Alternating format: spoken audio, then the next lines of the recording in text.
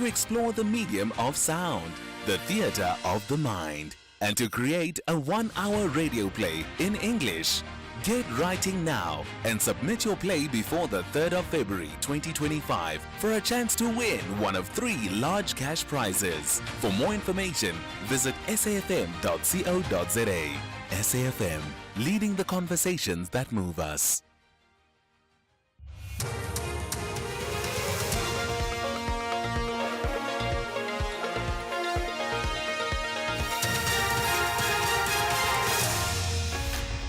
Top stories at 3. Polish embassy responsible for Janusz Walus's deportation, and ANC calls on spaza shops to be owned by locals. For SAFM News, I am Ondalambana, and a very good day. Home Affairs Minister Leon Schreiber says South African taxpayers will not be responsible for the deportation of Chris Hani convicted murderer Janusz Walus. Walus and his accomplice Clive Darby Lewis shot and killed Hani in 1993 as South Africa was bracing itself for the first democratic elections ending decades of the apartheid regime. Darby Lewis died in 2016. Walus's attempts to get parole were denied by several correctional services ministers until in 2022 when the Constitutional Court ruled that he be released on a 2-year parole. He held dual citizenship until his South African citizenship was revoked, and he has now to be deported back to his country of birth, Poland. Schreiber elaborates. There are always costs involved in any deportation for the department, but specifically in the case of the individual concerned, we have made sure that South African taxpayers are not footing the bill. So the flight ticket for this individual to leave the country will not be paid by Mr. Hani's widow or by the people of South Africa. The Polish embassy has undertaken to do so. So it is essentially a transportation process from where he is being held to his escort out of the country, essentially. We know it will happen today. The ANC says it has mandated its government to explore ways of ensuring that spaza shops in the country are reserved for locals. This comes in the wake of calls by locals saying foreign nationals must close down their shops and leave the country. This follows the deaths of over 20 children from foodborne illnesses after they had consumed food bought at some of the foreign-owned spaza shops. Briefing the media in Johannesburg this afternoon, ANC Secretary General Fikile Mbalula says people's call for these foreign nationals to leave the country are not far-fetched. As the African National Congress, we have mandated our government as part of this campaign of the spaza shops that we must preserve businesses like spaza shops for locals, meaning only for South Africans. And government must explore in terms of the law of the country that this is implemented within a reasonable space of time. Now we've got evidence that these goods that are purported to be cheap are not just cheap, but they are fake goods and they are poisonous and they have expired. So the calls by our people that they must go, they must close down, are not far-fetched. They are based on empirical evidence on the ground. The retrieval of illegal miners in the South Sabi mine shaft in Mpumalanga is progressing much faster compared to the previous 2 days. The rescue teams today are using a bakkie to pull out the illegal miners from undergrounds. Close to 60 illegal miners have been retrieved since this morning. 3 bodies have been retrieved from the shaft since the start of the rescue operation. Police spokesperson Donald Mdluli. Just from today, which started from 6:30, about more than 40, close to 50, have already been brought to the surface. We are also having stakeholders from the mine that are assisting us. They are using a bag instead of the members that were pulling with their hands for the past 2 days. So today is much faster. So we are hopeful that within a short space of time we'll be able to have bring everyone underground to the surface. Deputy Leader of Build One South Africa, Nobuntu Hlazo Webster, says the police's ability to keep victims of gender-based violence safe has been brought into question following an incident where a female suspect was allegedly raped by a police officer in a holding cell at the Mfuleni police station in Cape Town.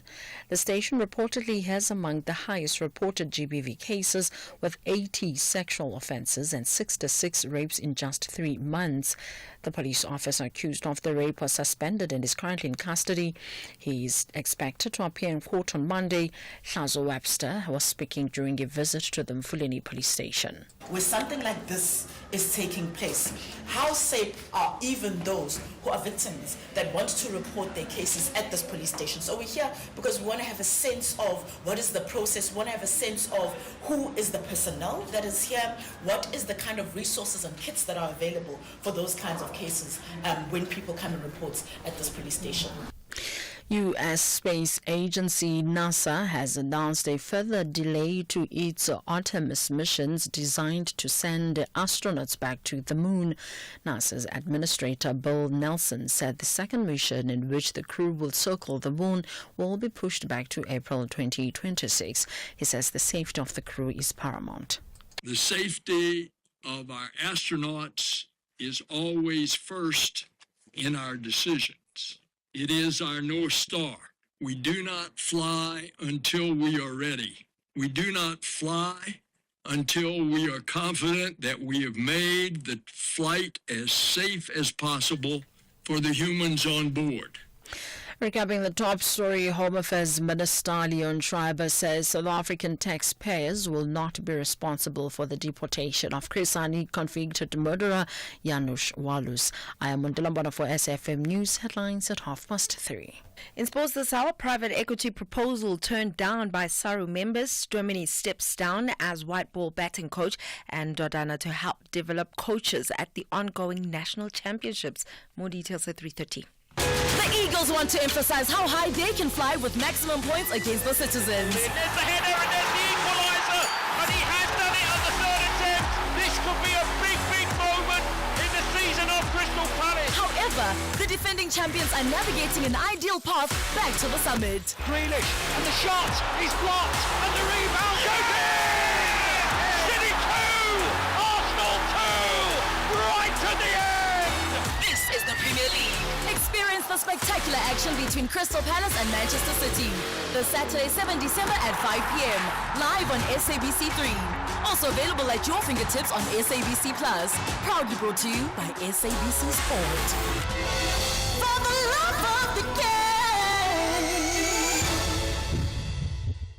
So why should I use We Buy Cars if I want to sell my vehicle? Because We Buy Cars buys cars. But will I get the right price? Of course. We Buy Cars buys thousands of vehicles and knows exactly what every vehicle is worth. Their buyers deliver exceptional service and pay you immediately. And how do I know what they'll pay for my vehicle? It's easy. Visit webuycars.co.za or use the We Buy Cars app. Follow the simple steps and voila, you'll get a fantastic price for your car. We Buy Cars. Quick, easy, the best. EFC, Africa's greatest fight promotion, ends the year with a bang this Thursday with 3 thrilling title fights. Jessica Munami takes on Felista Mugo. Then it's a clash of the titans as Martin van Staden challenges Iga Cabeza, plus Zakir Badat defends his welterweight belt against the current middleweight king, Luke Michael. This is the biggest night in EFC history. You don't want to miss this one, folks. EFC 120 live from the World Sports Betting Arena. Watch it on SABC Sport Channel on DTT Channel 4 from 7 p.m. Brought to you by SABC Sport.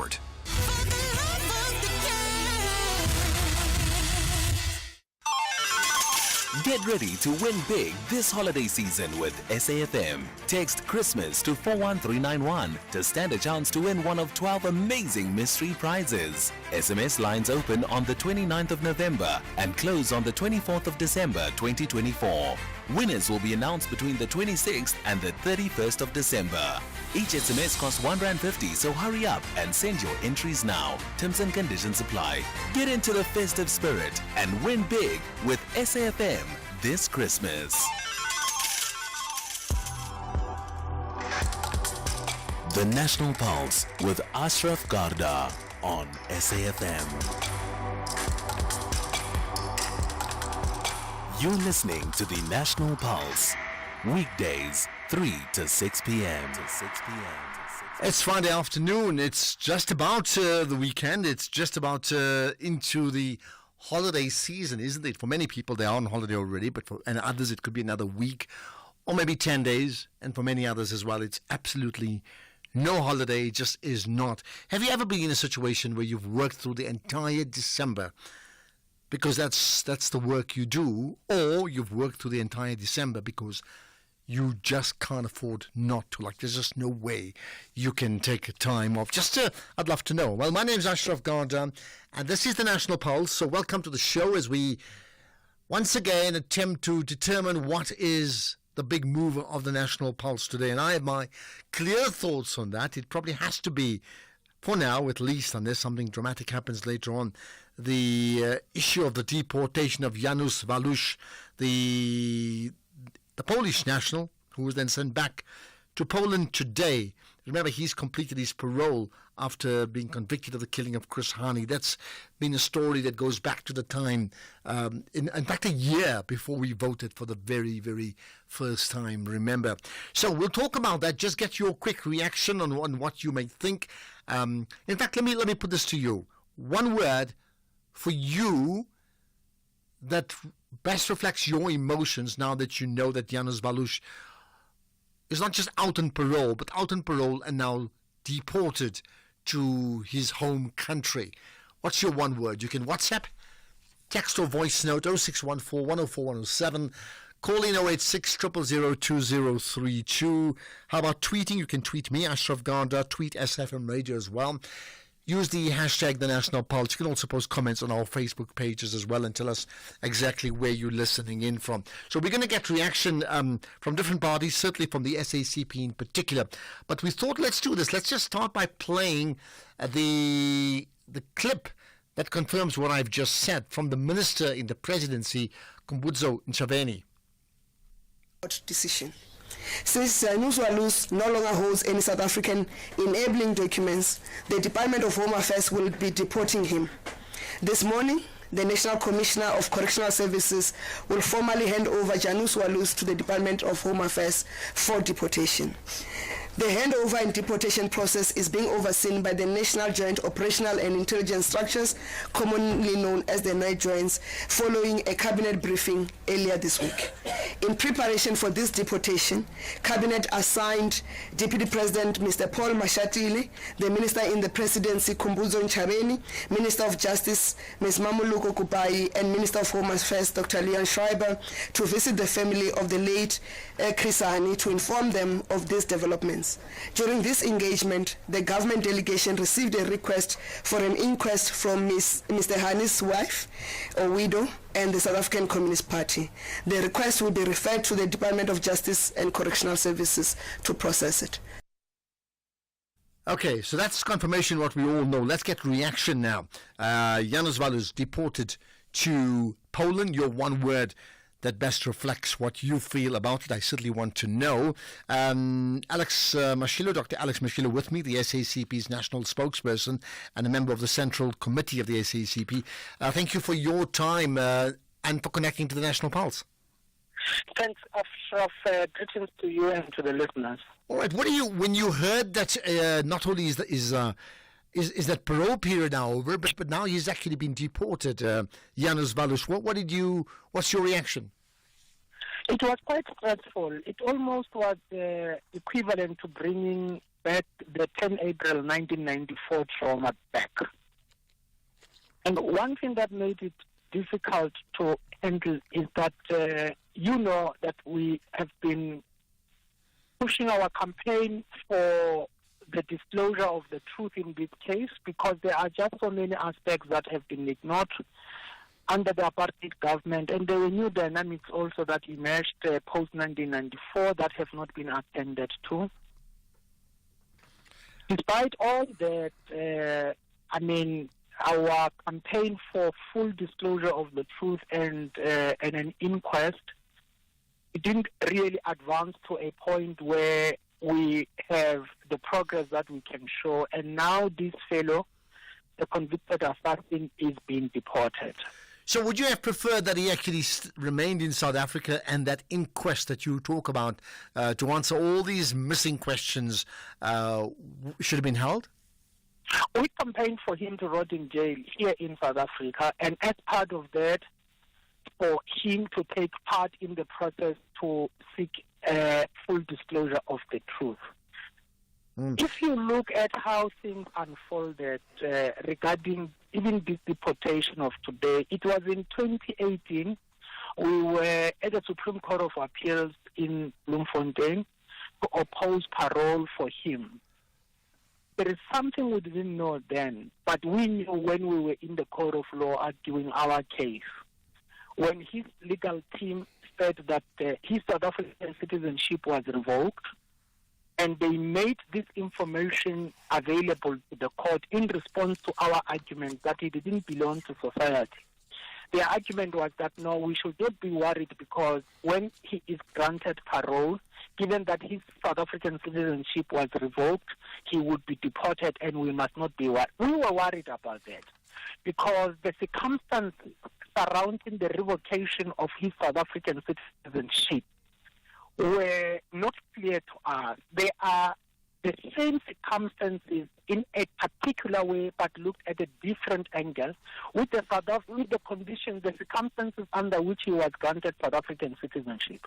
Remember, he came from Poland. He didn't meet the requirements for a South African citizenship. So many things about him were accelerated that many people who deserve today do not have that citizenship, but he was granted. And we could not look at how he acquired his South African citizenship in isolation from the assassination that he later carried out. Okay, so now going forward, I mean, you're right, there's so many questions to ask about, how was he granted citizenship? And do I take it that now, with the citizenship being revoked, you'd not be for that? That means once his citizenship is revoked, it also means we have less rights over him, right? That's my understanding of it all. That's why he's off to Poland now. Would you have preferred that, in fact, I mean, you did say he should rot in jail, I hear that. Would you have preferred that his citizenship is retained, which actually means we have some hold over him as a country? We would have preferred that the inquest that we have been calling for a long time now be established when he was still in prison here, so that by the time we reach a moment like this, the inquest will have made progress or even concluded towards full disclosure of the truth and uncovering all other circumstances surrounding the assassination of Chris Hani. Last night at our meeting with the government delegation led by Deputy President Paul Mashatile, comprising 3 ministers, Medi Mpho Hani, on behalf of the SACP, supported by Mapaila, shared with the government delegation some pieces of information regarding the crime scene and what the apartheid regime ignored when it rushed that trial in which he was found guilty. Definitely there were other people involved, but that was ignored, and the signs there were not taken seriously. And one other problem is that the murder weapon that was used to assassinate Chris Hani was not a gun purchased from, was not a firearm purchased from a shop. It was a firearm from military weaponry. As to who took it from the military armory and how it moved from one set of hands to the next one until it reached the final assassin has not been considered in the trial. And of course, at the TRC, this was one of the factors that were considered, which is why he was denied amnesty. But we have argued that point throughout in our opposition to parole, and eventually the Constitutional Court ignored that fact. So the fact that his parole granted by the Constitutional Court has come to an end doesn't mean that there has been closure in this case.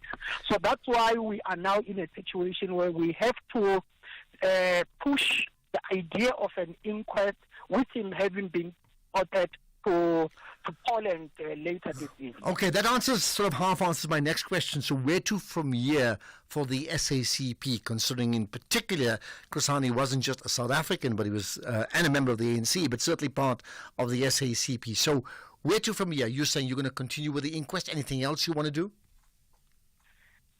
Medi Mpho Hani and SACP General Secretary Solly Mapaila yesterday presented our call for the inquest. It was there when Ronald Lamola was the Minister of Justice it has been on his table, and he said he was looking at it.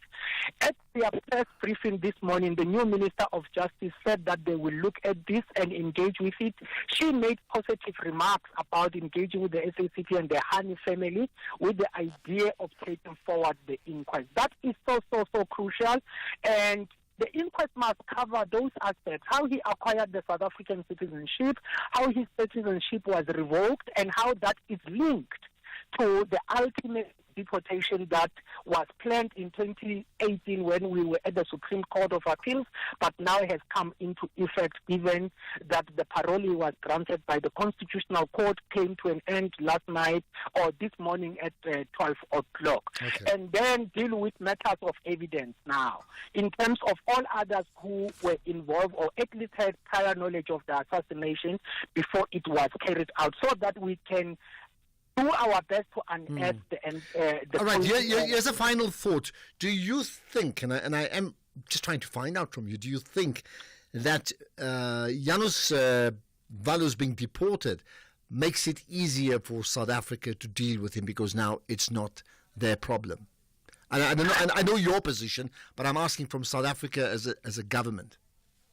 It would have been easier to institute the inquest while he was still in prison, so that by the time we reach a moment like this one, the inquest is concluded. So as things stand right now, there are complications. You can look at the fugitives from justice who are in other countries and the struggles South Africa has had in bringing them back through Interpol processes. And you can look also at the Commission of Inquiry into State Capture. Those fugitives who ran away didn't participate. So there are more complexities now than if the inquest was implemented while he was in prison. Well, you certainly have stated your case. I wonder whether others listening in from around the country will concur with the position of the SACP and your view, Dr. Alex Mashilo. Thank you for your time. Much appreciated. Alex Mashilo is the SACP's national spokesperson. That's their response to the news that the Chris Hani's killer, Janusz Walus, his parole is ended. He's been now sent back to Poland. He's lost his South African citizenship. He's off to Poland, and I understand the Polish will be paying for the costs of that extradition as well. What do you make of all of that? Come, your one word to describe the Janusz Walus saga. It's the National Pulse. Your ultimate football show is on your screen on Sundays. This is Safa TV, where every episode is packed with non-stop local football fire. We're bringing you all the latest from our junior and senior national teams. From fresh updates to the inside scoop on Safa and the stars of SA football. Catch Safa TV on Sundays at 2:30 p.m. on SABC 1. Also available at your fingertips on SABC Plus. Proudly brought to you by SABC Sport. For the love of the game. If you think you cannot afford a lawyer, think again. Clientele Legal has made professional legal services affordable for you. Whether it's a civil, criminal, or labor-related matter, we have a nationwide panel of attorneys standing by to assist you. SMS SAFM to 32195. That's SAFM to 32195 and we'll call you back. Clientele General is a licensed non-life insurer and an authorized FSP. Standard rates and terms and conditions apply. X at SAFM Radio and at Ashraf Garda. Okay, let's get your thoughts, and I did say your one word to describe news that Janusz Walus has been now sent back packing, I suppose, to Poland, and they will pay for the cost, but that means he's out of South Africa. That's the person convicted of killing Chris Hani. Here's your thoughts.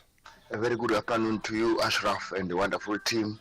Things that are happening in our country post-apartheid astonish me a great deal, let alone Janusz being deported to Poland. Why couldn't he tell who hired him all the way from Poland? There is an elephant in the room in this case. The young big guns should know better. I thank you, Lotta Emondi. Okay, I wonder who that elephant is. Hi, Ashraf and the team and SAFM listeners. It's Dee from Velcom. My one word is emotional. It just took me back to that Saturday afternoon And what hurts most is we still don't know the real truth. All of it. It's just an emotional day for me when I heard the news. Just everything turned upside down. Okay, Thanks. Bye. Well, there we are, with many people reflecting on those emotional moments. And I can understand that absolutely at a significant time in our country, right? Just a year before the elections, remember? Afternoon, Azra, and afternoon, listeners. Well, at last. Now, the right words is Jubilee. Jubilee. Now, the meaning of Jubilee means freedom. Now, at last, he got freedom. Yeah, and I think he killed Krizani. Yeah, he faced the music. Now he's facing a Jubilee. Patrick Soweto. Why is he facing a Jubilee? I just wonder. Here's the last one I can play on this issue for now. Unbelievable. That's the one word, Mr. Ashraf.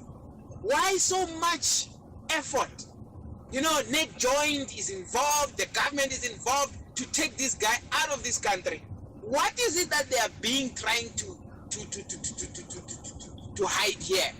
What is going on here? Why is he so special? How many illegal foreigners are in this country that don't get this special treatment to say we are taking?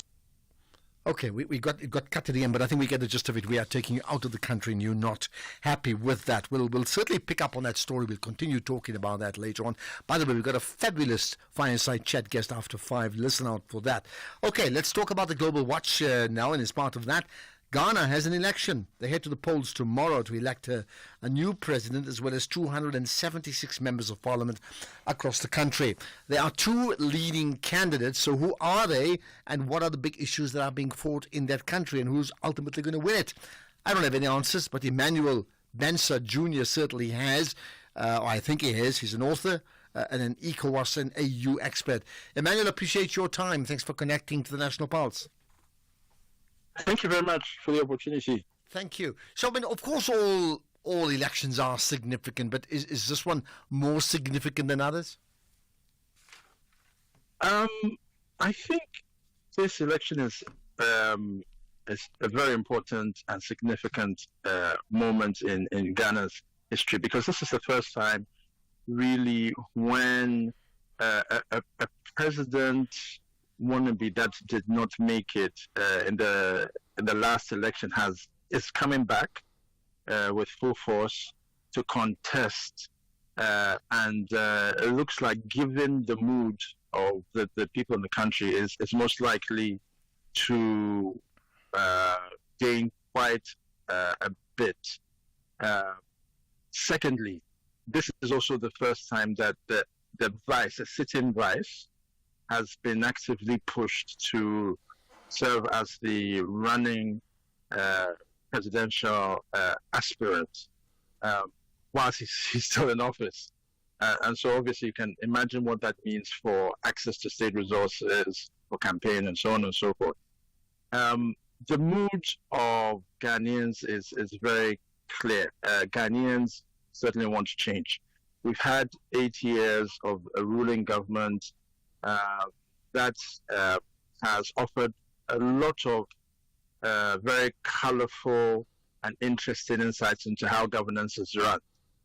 Interesting and colorful insights because the irony of it is that we had this ruling government was the one that pushed for right to information and had it all passed. So that's given the right for any ordinary person to request the right to information on what government is doing, how it's spending its resources. Secondly, the Office of the Special Prosecutor as well came to light under this government. However, we've seen many lapses where the Office of the Special Prosecutor, at least the incumbent one, was not given room to do his work because in an attempt to investigate a member of the ruling government that had wads of cash under in their room in the house, somehow a presidential decree came in that he has every confidence. The president has every confidence in the accused, and so on and so forth. So colorful in the sense that yes, being seen to be transparent, but when really we know that transparency has taken a back door, and everything, especially the economy, also gets progressively worse because the dollar cedi parity is terrible right now. As compared to what it was about 8 years ago. All right, and just very quickly as we wrap up, just in terms of those two candidates, right? I understand we have the current vice president, Mahamudu Bawumia, and then John Mahama, who's the former head of state, right? Who's likely to win it? I mean, those are the leading candidates, I understand. Who's likely to win it? Well, it's likely that Mahama will win, probably by quite a large margin, probably 5 to 10%, as far as the predictions are going anyway, because there's a mood for change. And even among the ruling government, there are elements who are calling for change, who realize that there were excesses in this government, and they have tacitly offered their support to the opposition. And so I think that the change is going to certainly come. Okay, and just lastly, whatever change may or may not come, I think a key issue would be the credibility of the outcome of the election and the acceptance thereof from the winners and the defeated. Your thoughts on what may happen, just very quickly? There have been a lot of challenges around the Electoral Commission, but we have a very strong and robust civil society, including a coalition of domestic election observers who have together come to point out some of the challenges and what needs to quickly be done about them. So that, together with the vibrant media that we already have, has helped to remind the Electoral Commission that everyone is watching them. They need to do the right thing, because this is an Electoral Commission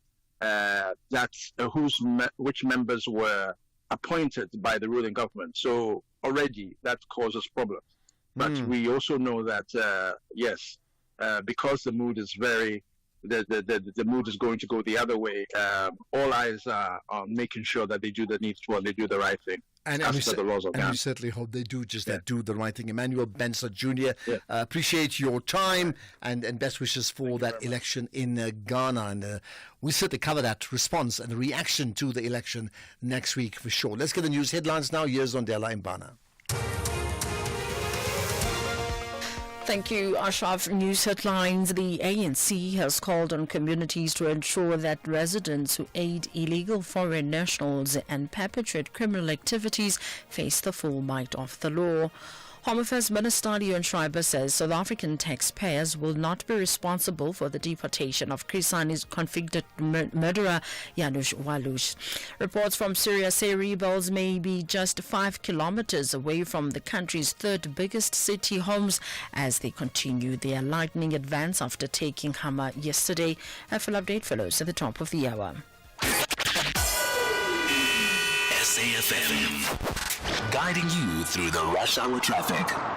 Good afternoon. Starting off in Gauteng, the N1 southbound and four-way slow moving towards Winnie Mandela Drive exit, the M1 southbound in Parktown queuing towards Oxford Road, the N3 northbound in Lindborough Park slow moving towards the N1 Buccleuch interchange, Main Reef Road is slow moving through Crown, the N1 northbound in Midrand is slow moving towards New Road, and the N1 northbound in Pretoria queuing towards Rigel Avenue.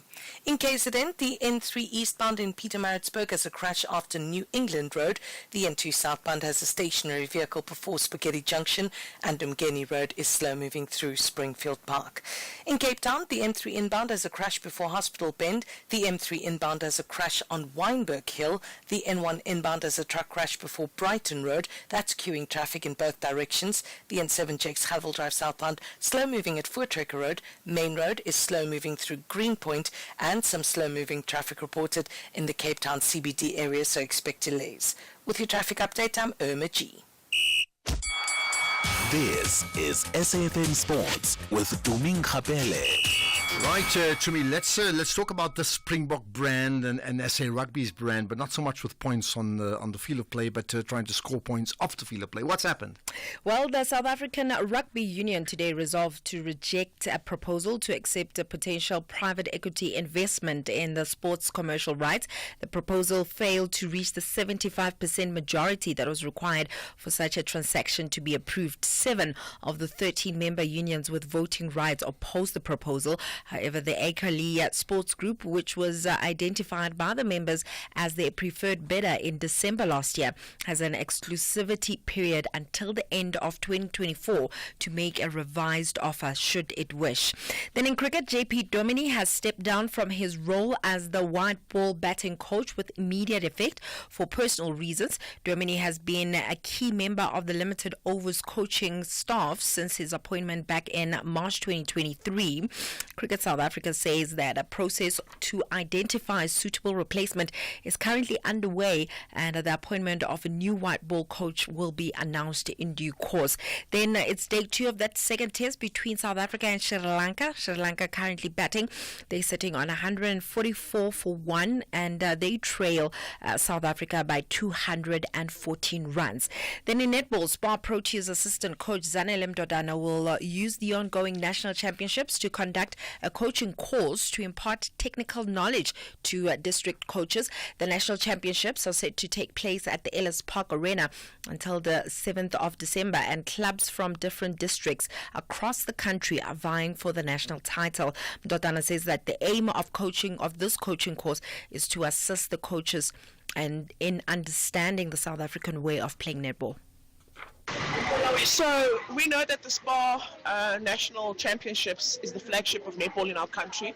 That's where you'll get all coaches from all different levels, coming together. So we thought this was a perfect opportunity for us to come and just share the little bit of knowledge on where we are as the SPAR Proteas and what are we doing with the SPAR Proteas, and what our plan is moving forward, and what is the kind of netball or fundamentals that we would like our coaches to reinforce with their players, because we ultimately are looking for the South African way of playing the game, and we need the buy-in from all our coaches, to be able to ensure that they teach these basics to our players, that by the time these players feed into the national setup, all those boxes are ticked. So it's about information sharing and just giving the rest of our coaches a clear plan of where we are and where we are going. In tennis, the South African national tennis team will start their Davis Cup World Group 2 playoffs campaign next year with a tie against Nigeria, and that's happening on the 1st to the 2nd of February next year. It will be the South African squad's first tie since they lost 3-1 to Lebanon in their playoff clash in Cairo in September, and the match will be hosted on the hard courts of Groen Kloof Tennis Stadium in Pretoria. The winning team in the World Group 2 playoff clash between South Africa and Nigeria will compete in a World Group 2 tie in September, while the losing side will compete in a regional Group 3 event later next year. In golf, Nedbank's Chief Executive Officer Jason Quinn says that South Africa is pleased to welcome some of the best golfers from around the world for a 4-day golfing spectacle.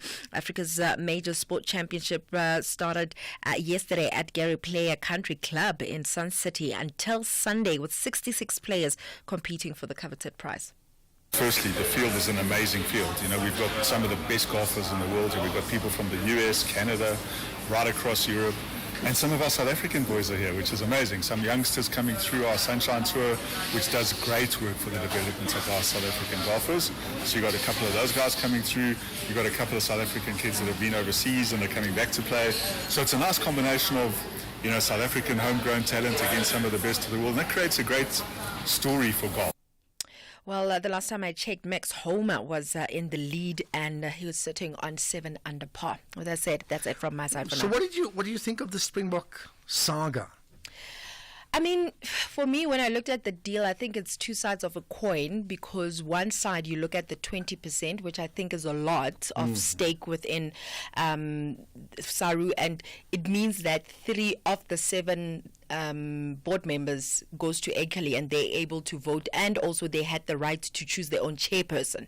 However, on the other side, SARU was looking forward to perhaps taking advantage of growing in the US known as the biggest sporting entertainment in the world. So in terms of the Springbok brand, they were going to leverage off the contacts that Ekali had, at the same time using their funding. So, yeah. But how will they how will they? I mean, I understand. I saw the note to say that the Springboks, despite winning the World Cup twice in recent times, have earned less revenue in the last 5-6 years than the All Blacks in England, right? Yeah. Which shows you where the markets lie. So I understand the need to leverage even more, but why would it need to be leveraged in the USA, which traditionally has got no rugby following?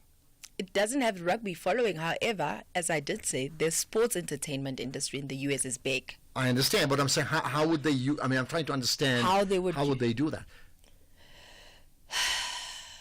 From a commercial I'm really interested. I mean, alternatively, you can borrow their expertise, but they still have to explore markets where rugby is played. Yeah. Which is not the same thing as, that's why I was saying that targeting perhaps, the USA. Perhaps they would try to take advantage of their networks. The networks I would hope they would. Yeah. Right, yeah. I'm assuming that. But, I mean, for now, it's a big question. What are they going to do now to make sure that the revenue comes in? And I can't help but think about that case with the Department of Tourism trying to fund... was it Tottenham Hotspur? Tottenham Hotspur and stuff like that. Can they not partner with SARU? And somehow help? But then if they help them, they have to help every other sporting team in the country anyway, the national teams. In fact, you'd expect that tourism and sport should actually be working hand in hand anyway. Yep. If they're not doing so, I'm very surprised, because one of the biggest things that grows a nation's brand is its expertise in all sorts of things like entertainment, but definitely in sport. For example, Brazil's prominence to many of us is because of football, not because of their current leader, who's part of BRICS, and that's another whole discussion, but it's very much sport. Okay, maybe let's think about it. It's been shut down for now. What are the implications? More sport in an hour. Mzansi Africa.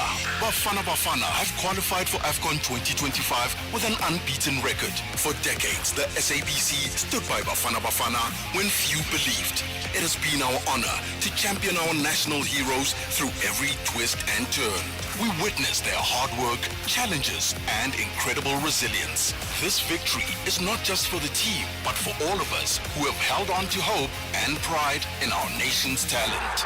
Big ups to the entire team for inspiring the nation and the supporters for the never give up attitude. Together, we've shown what true perseverance can achieve. Hashtag the power of perseverance. SABC Sports. Thank you for supporting Bafana Bafana. For the love of the game.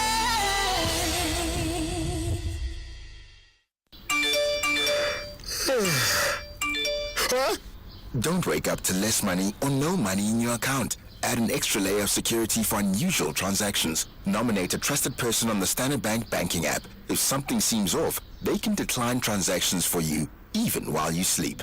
Get trusted person on your banking app today. Visit our help center on the banking app to learn more. Another lesson to hashtag beat the scam. Standard Bank is an authorized FSP and registered credit provider. T's and C's apply. You are listening to the National Pulse with Ashraf Garda. Okay, we'll pick up more comments from you, and of course lots of people want to talk about the Janusz Walu story. Absolutely understandable. What about the Springbok story, and in terms of their effort to try and gain more money, more leverage for the brand, and exploit the leveraging by the revenues, but that's been shut down quite for the moment. Well, what about South Africa's water? It's one of the biggest issues in the country outside of actual elections this year, right? If the issue of load shedding and the concerns around it hasn't quite gone away, but it certainly has diminished to a degree, then the issues of water has gained prominence for all the reasons that we don't like.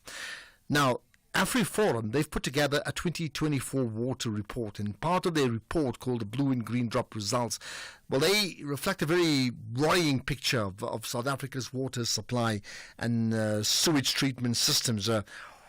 Basically, all of that will raise more questions than answers, I would think. Let's find out, however, by starting to talk to Maria de Waal, who's the AfriForum's advisor for environmental affairs. Appreciate your time, and thanks for connecting to the National Pulse. Good afternoon, Ashraf. Thank you. Thank you. So tell me about the water report, your water report, AfriForum's water report. What does it say? So AfriForum, our independent Blue and Green Drop report, is a project that's been ongoing for the past 12 years. So we've independently collected our own data on the quality of drinking water, municipal drinking water, as well as treated sewage effluent. And on the one hand, this gives us our own database, giving us an indication of what's going on in the country, but also allows us to compare with the Department of Water and Sanitation with their official results, which they've resumed undertaking in 2022 December. They released for the first time in 10 years their official extensive Blue and Green Drop audits, and then interim reports were released again in November last year. We're still waiting for the latest 2024 updates. Okay, so in terms of what you have now, what's your analysis?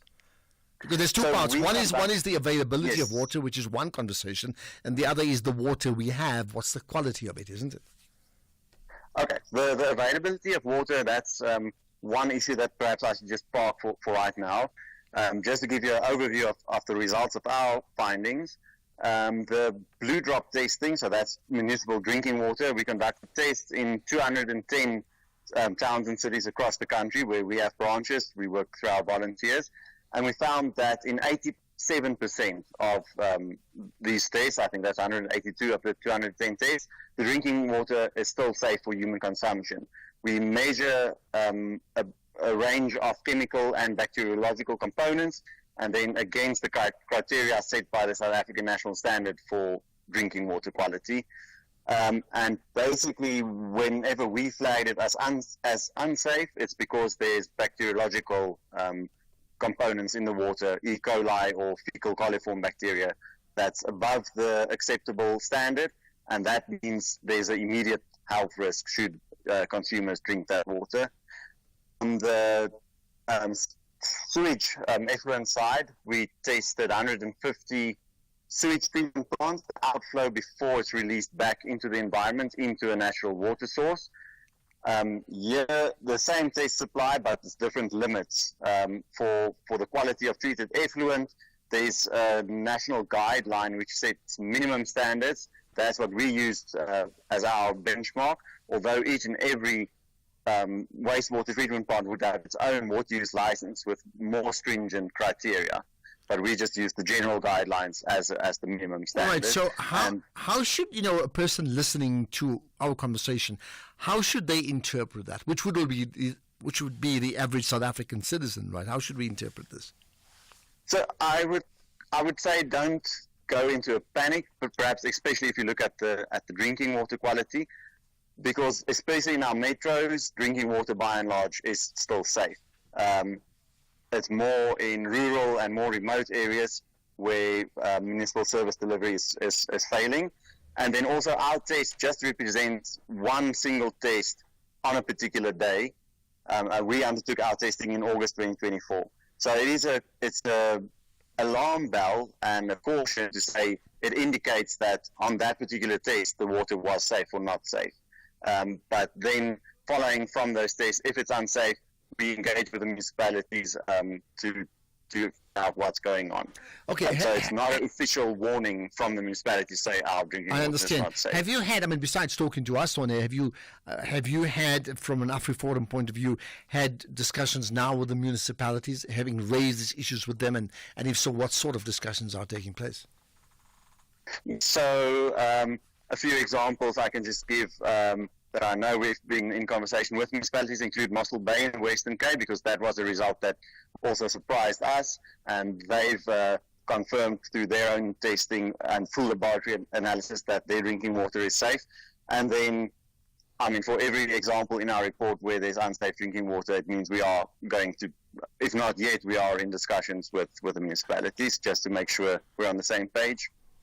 Okay, a big cause for concern, I would think, for now. If not alarm bells, it's certainly an orange light that says keep an eye. Maria de Waal, the AfriForum advisor for environmental affairs, appreciate you giving off your time and reflecting on the blue and green drop results regarding our water. Thank you for that. Right, further comments from you about our water, I'd like to know, because ultimately we talk about what is it that drives, or what is driving the national pulse today. Janus Valus definitely is, but there could be other issues that perhaps I'm missing, and maybe you think it's even more important, like the water, like the Springboks, and what Saru's trying to do in terms of leveraging, exploiting the Springbok brand even more than they do now. Because why? Because they need the money. Anything you'd like to say about that? Are we missing anything that you want to talk about? By the way, yesterday was Nelson Mandela's the anniversary of his passing away. And I know we didn't cover it, and I'm just wondering, there was an absence of coverage about it. But is that how it should be or not? Just an absence of coverage around it at all. I wonder what you think. Let's talk about something that everybody's interested in, a trip to the Kruger Park and security there right after this. A festive season to remember will be witnessed at the JB Marks Oval between the Proteas and the English. What a summer without cricket! This is the One Day International Series, where summer cricket comes alive. Catch the third and final women's ODI clash, South Africa versus England, on Wednesday, 11 December at 13:40. Live at your fingertips on SABC Plus and Radio 2000, with reports on various SABC radio stations. Proudly brought to you by SABC Sport. For the love of the game. Okay, well, it's December, so this December, OUTsurance Essential, it's a new product. OUTsurance Essential gives you the gift of low-cost insurance for your older car. Get up to 1 million rand liability cover. And what does that mean? So if you cause an accident, the other car will be covered for up to 1 million rands. Now add motor warranty, which covers you for your mechanical or electrical breakdowns. Get saving with OUTsurance Essential for unfinanced cars older than 5 years and valued at less than 130,000 rands. SMS CAR to 43187. That's CAR to 43187. The way Phineas is looking at me, he's making notes. Phineas does the technical controlling on the show. He's like, maybe I should give them a call. Don't forget, license, insurance, FSP, T's and C's, and information online. We do not tolerate any kind of discrimination. Disability Awareness Month 2024. Only on SAFM 104 to 107 nationwide. SAFM, leading the conversations that move us. The National Pulse with Ashraf Garda. Weekdays 3 to 6 p.m. Tell you what, I'm certainly going to take a week or two off over the holiday period, but I haven't quite confirmed what I'm going to do with my time. Having said that, one of the obvious destinations would be to go to Kruger Park, the Kruger National Park, and maybe other game reserves that South Africa is so famous for.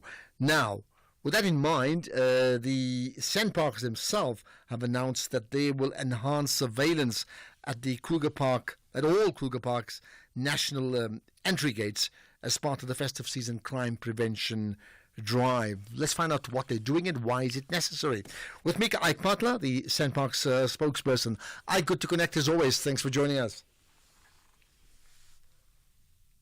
Ike, do I have you there?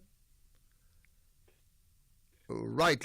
Ike, do we have you? If not, let's see if we can try and reconnect with him as quickly as possible. So just your thoughts about the Nelson Mandela's passing and the anniversary of his passing yesterday, and what I saw is absence of coverage. Maybe I missed the point, but did you see something? But also, is there a need for it every time? I want to just check with Phineas if we finally have got Ike on the line. We do. Ike, good to connect with you on the National Pulse. Good afternoon to you, Ashraf, and good afternoon to the National Pulse listeners. Thank you. So, so I understand there's enhanced surveillance at the entry gates. Why is there a need for that? There is a need because a lot of people sometimes take chances with criminal activities, Ashraf. We have caught a lot of people recently with all these enhanced security measures who are stealing cars in Gauteng or in South Africa and want to use the port of entry that we have within the park and take those cars across. The second aspect is that there is quite a lot of contraband that you might find people trying to transport through the park.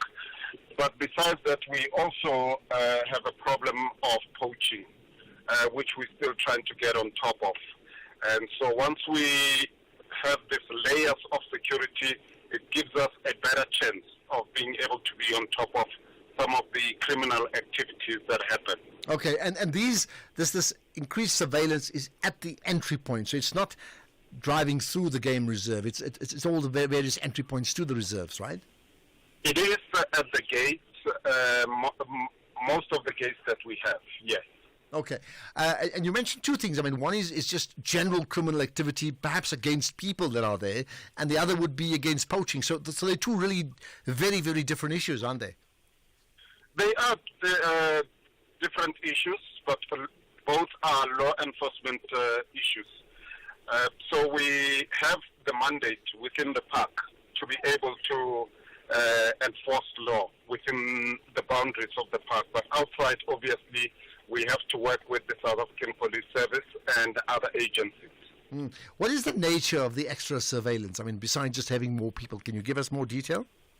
Well, some of the people that do these criminal activities do listen to radio, so we won't go too much, except that it's technology, but technology depends on the manpower that you have. So the people who are behind the technology are the ones that we rely upon, and those are our rangers. Thus far, we haven't been disappointed. Okay, and I take it that once, besides the entry gates part of it, once you are in the reserve itself, I mean, you're fairly safe. There aren't, I can't recall many incidences where people have been victims of crime, and I'm not talking about the animals, we're putting them aside. We're talking about just people, right? Am I right? Yes, Ashraf. That's why sometimes we query the fact that when something happens outside of the park, then the Kruger National Park is dragged into that incident. Because inside of the park, there hasn't been any incident that we can report on. But obviously, when you travel towards the park, you have to be extra vigilant. You have to be security conscious. Be in familiar surroundings. If not sure, you can go to the nearest police station and get to ask for directions.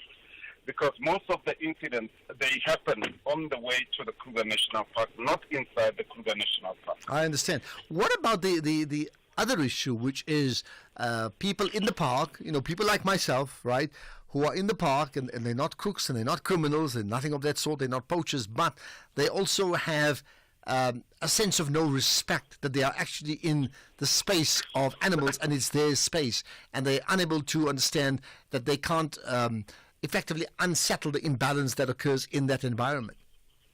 We always emphasize that the animals have the right of way. And one of the things that we want people to do is to obey the speed limit within the park. On tarred roads, you can travel at 50 kilometers per hour, and on the gravel roads, it's 40 kilometers per hour. You always have to be extra vigilant. The other big problem that we have during the festive season is the big sightings where you find people blocking the road for other people who might be wanting to move on. And that is where then we have our environmental monitors who are driving through. They will come in and just let people open for others to drive through. So we have to respect each other, have to enjoy the ambience, and make the safari an enjoyable one without inconveniencing others. So, I mean, I know there's a do's and don'ts when people get to the park. I understand that. But just in general, what is the position when one sights one of the big five, that sort of thing? You see a pack of lions or a pride of lions and there's this massive build-up of cars. What are the do's and don'ts around that? Because one thing is you may be watching to see and you don't want to go away because you want to stay there forever, but you also want to give other people, we think you want to give other people a chance. What are the rules of engagement there? You have to have a passage of way for people who want to go. It's either you open the left or the right side, depending on the side of where the sighting is. But there should be a lane for people who want to drive through. They can be able to do so. All right, and now, do people adhere to that? Because, I mean, I certainly recall on many occasions where people effectively right and left would take over and then stop their cars dead still, especially when they're seeing an animal of significance, and more so if there's a potential kill there as well. We do understand that the people have not seen this animal and they want to see it. But let's be reasonable and respect other people as well. We, in the south of the park, which is the most congested area, the Skukuza area, south of the Olifants, we do find that kind of congestion. We have engaged some of our partners who are the open safari vehicle drivers. We find that most of the time they're very unreasonable. They are the ones who will cause that congestion. And we've spoken to them. We hope that this time around, our will make them understand that they don't have to be that aggressive at a sighting. They don't have to block the road. They have to open for other people to travel through as well. Okay, well, if I'm struggling to find an animal that I really need to see and I get to Kruger Park, I'm probably going to call Ike Patla anyway, because he would know more than I in terms of where to find them. Unfortunately, that's not the truth, Ashraf. The excitement is going and looking for those animals, and that's what I enjoy the most. And when you finally get that sighting, it gives you a sense of satisfaction. Yeah, well, point well made. Ike, appreciate your time, and thanks for joining us. Ike Patla, SANParks spokesperson, looking ahead to what should be a bumper season, I would think, again, with visitors to the Kruger National Park. And they're saying there'll be increased surveillance at the entry points to the park, which I think is really, really important. Are you going to the Kruger Park this holiday season? Let's get the news now. It's 4 o'clock. Here's Ondela Mbana.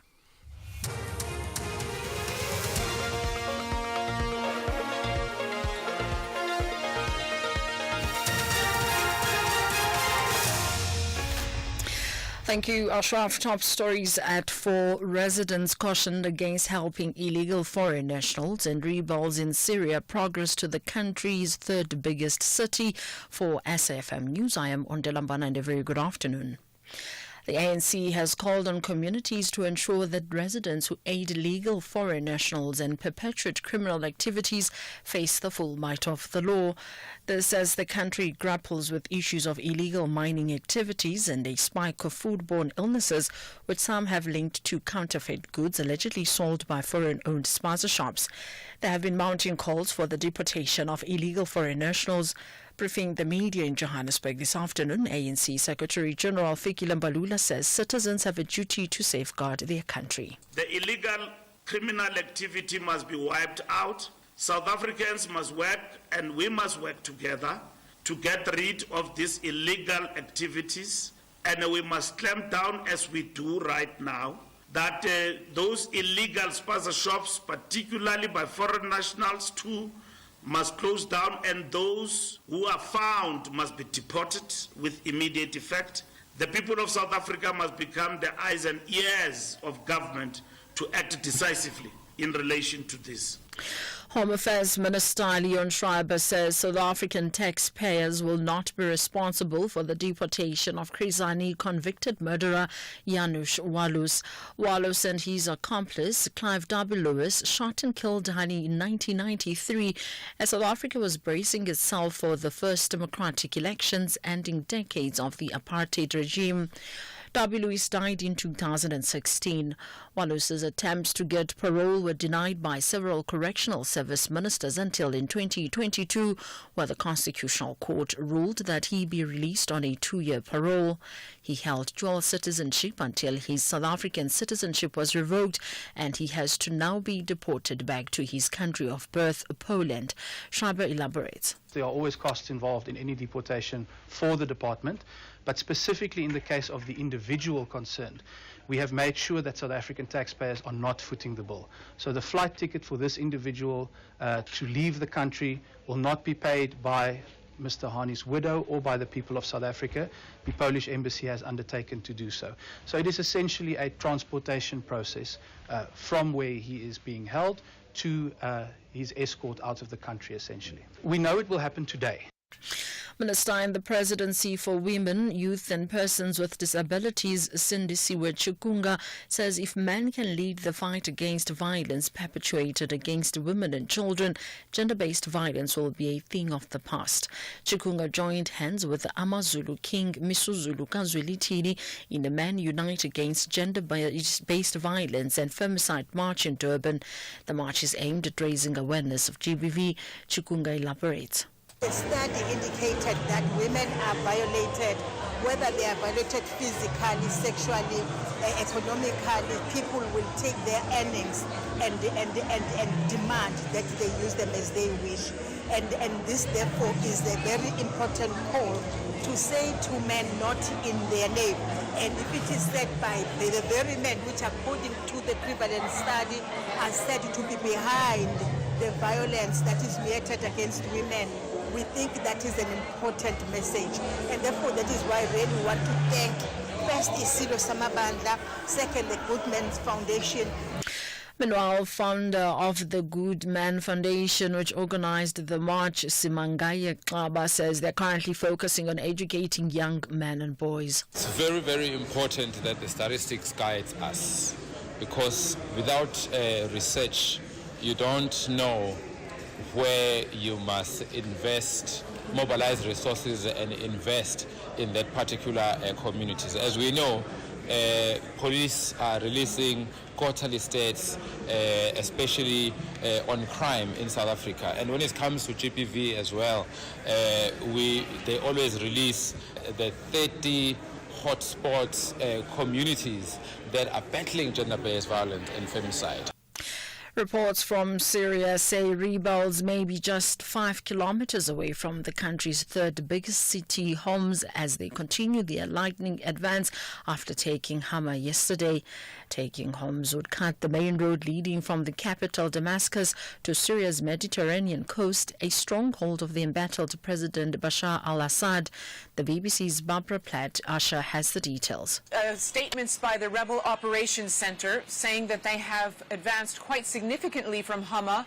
They have passed through two main towns, and they are now about 5 kilometers from Homs itself, and they have posted video on their channels showing them in a town very close to Homs, at least appearing to show them in that town. We haven't independently been able to verify these reports, but if they are true, then that has been an astonishing advance after having taken Hama yesterday, fighting around the city for several days. And then we'd also been hearing that the government forces had been taking steps to try to slow any advance towards Homs, for example, bombing a bridge on the main road.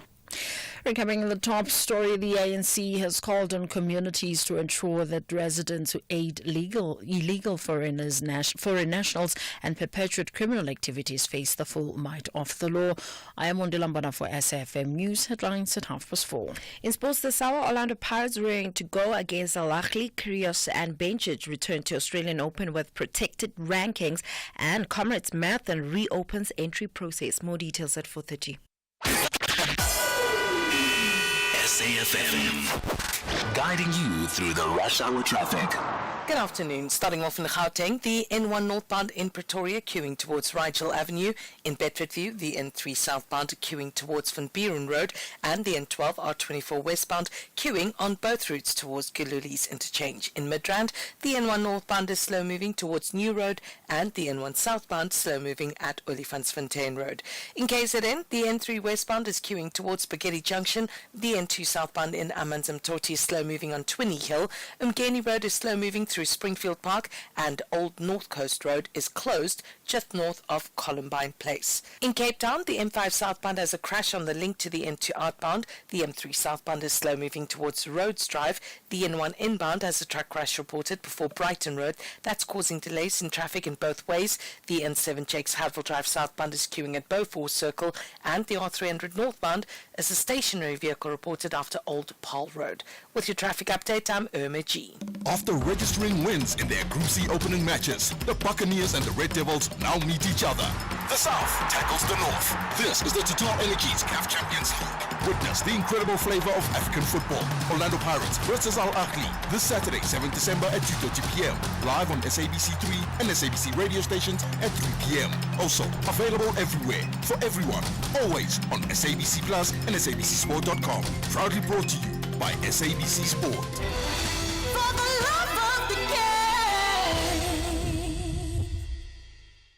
Stellies are searching for their first win in Group B, while the Oranges boys, RSB, are hunting for their second victory to keep the top spot. This is the Total Energies CAF Confederation Cup. Experience the joy of African football. Stellenbosch FC versus RS Picane this Sunday, 8 December at 3 p.m. Live on SABC Sport on DTT Channel 4. Also available on SABC Plus. Proudly brought to you by SABC Sport.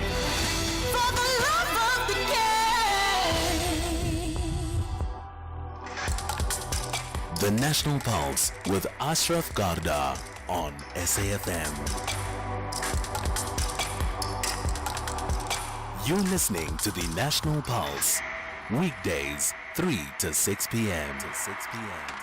So, welcome to the second half of the show, the second hour, in fact, of the National Pulse. And if you're listening in for the very first time, then, give yourself a shout out. And you can do that by listening or shouting out on social media. Just probably the best one is on the X platform or Twitter. Just tweet out saying, hey, I'm listening to the show, and just tag me, Ashraf Garda, ASHRAFGARDA, and then SFM Radio as well, and do use the hashtag The National Pulse. But you can also send us a WhatsApp, text or voice note 0614 104 107. And you have the third option, which is to call in 086 000 2032. I know we've had lots of people talking about Janus Valus. Will certainly pick up more on that. Let me tell you, we've got a fabulous guest coming up after 5. You know that. We have the fireside chat. So every Friday we speak to a person for an hour, and it's essentially a profile conversation. But beyond just the profile, there are some big issues that we pick up on that are very current affairsy. But overall, it's really a journey that we take with that person. So I'll tell you more about my guest in a few minutes' time. Let's, however, talk and reflect on the ANC's press briefing that took place earlier today. The ANC Secretary General, Fikile Mbalula, is a very busy man, clearly. Well, he briefed members of the media today regarding some important issues around socio-economic development, state of affairs of the country, and more, including, of course, the big topic of the day, Janus Valus. Right? So let's start with all of that. First of all, Fikile Mbalula's thoughts, sharing the party's sentiments regarding what's happened to the person that has assassinated Chris Hani, and I'm talking about Janus Valus. The release of Janus Valus, today the murderer of our leader, Janus Valus, will be released from prison, if not released already, taking with him to his homeland the truth of the assassination of our leader, Comrade Martin Tembisile Chris Hani. We are reminded of the immense loss inflicted on our movement and our nation. Janus Valus deprived South Africa of one of its greatest leaders, and his release without a full confession of his actions and conspiracies remains an injustice. The heavy blow that he inflicted on the nation is palpably fresh, considering its painful effect on Comrade Chris, children, and his wife, Comrade Ausdimpo Hani. The assassination of Comrade Chris Hani was a well-orchestrated scheme designed to plunge the country into chaos, an attempt to subvert the course for a negotiated political settlement, thus deferring a dream for a democratic South Africa after many years of apartheid subjugation. Okay, so that's that. Now, there's more that he had to say besides just Janus Valus. He also, that's Fikile Mbalula, spoke about two significant issues, the issues of, tuck shops or spaza shops, and illegal immigrants, and how they all circle back to each other. To enforce compliance more rigorously. We must not falter in ensuring that the laws of the country are fully implemented. This includes ensuring that no illegal immigrants are allowed to operate tuck shops in our country. Those who are legally in the country, they must prove investment in the business of over 5 million as required by the law. We are pleased that as of last night, 51,788 spaza shops have been registered, with 45% being KwaZulu-Natal. 800 spaza shops have been closed to date, with 93% of these being foreign-owned.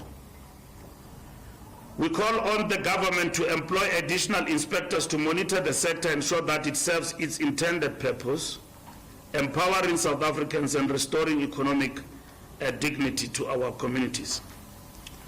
The spaza shops that are not compliant, as per the President's grace period, should cease operating or face the law. We cannot watch when our children die and the local economy suffer as a result of lawlessness. Okay, that, as we know, is one of the biggest issues that impacts the country right now, isn't it? Now, the ANC Secretary General continued. He then commented on the recent by-election results in Thabazimbi. Because we cannot be tolerant to wayward public representatives who are not accountable and think that they are law unto themselves, risking losing that municipality. And we are happy to come back. And then even though we did not win overwhelmingly, we won with the largest number of people. 15,000 people voted for the African National Congress. Out of 27,000 people that took to the polls, 15,000 people voted for the African National Congress. We got 10 seats in Thabazimbi, 10 seats that we got out of 12 seats. Okay, so certainly the ANC Secretary General is pretty pleased with himself and his party's outcome of results of that by-election results in Thabazimbi. But what about other issues now? What about the issues of the relationship between South Africa and Nigeria? We do know that those countries had a summit in this country a few days ago, in fact, and one of the things that came out of that was the issues of visas and passports and all that sort of thing. Well, here he is, the Secretary General of the ANC, commenting about that. One of the countries with whom we share mutual interests and reciprocal growth. The relationship with Nigeria has strengthened trade, cultural exchange, and economic cooperation between the two countries. However, to all immigrants residing in South Africa, whether from Africa or elsewhere in the world, we are clear. You are welcome here only if you respect the laws of our country and contribute positively to our society. There are those who exploit South Africa's generosity and believe they can operate outside the law without consequences. We make it abundantly clear, South Africa is not a playground for lawlessness. As the President said, the relation of visa laws as they relate to Nigerians does not equal entry into the country without passport. And we are aware that there's been a distortion of what the President said. And it was said that President has said Nigerians can come to South Africa without passport or visa. That is a total distortion. It's a total distortion. It's not even a distortion, it's a lie that has been deliberately peddled to project this government as being not just insensitive, but lacking direction in relation to strengthening of the immigration policy for the country. And then finally, Fikile Mbalula, the Secretary General of the ANC, commented on something you may have heard about, plans of a national shutdown that's been spoken about on many virtual or social media platforms. Lastly, the so-called national shutdown, which was conducted on virtual discourse. We dismiss the so-called national shutdown as nothing more than a failed attempt to sow chaos. These opportunists have no plan for building South Africa, but only destruction. To our people, we say, reject these distractions and remain focused on rebuilding our communities and creating opportunities for all. Okay, what are your thoughts on that? Anything you'd like to pick up? Because he said a whole range of different things. And you know what's the interesting thing is everything that he said, as I would expect him being in the position of Secretary General of the African National Congress, the party, the most, if not the ruling party, the most dominant party in the country, does have an impact on the national psyche, on the national pulse, and the positions they take and how they lobby by themselves with other parties. Absolutely has an impact on how we live our lives. So what do you think about anything you'd like to pick up on what he said? Let's hear it from you. 086 000 2032. So I told you we'll be chatting to a guest that should really get you thinking, I would think, after 5 o'clock as part of the Friday Fireside Chat.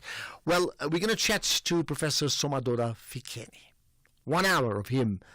Absolutely looking forward to that conversation. Currently heads up the Public Services Commission, remember, but he's done so many other things in his life, including at some stage part of also crafting the Constitution a long, long time ago. But there's more to him than just that, right? So Somadoda Fikeni, he's the person that I chat to as part of the Fireside Chat. And you know what? You can join us too. After registering wins in their Group C opening matches, the Buccaneers and the Red Devils now meet each other.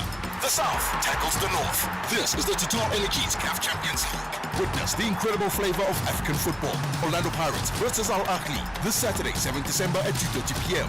Live on SABC3 and SABC radio stations at 3 p.m. Also available everywhere for everyone. Always on SABC Plus and SABCSport.com. Proudly brought to you by SABC Sport.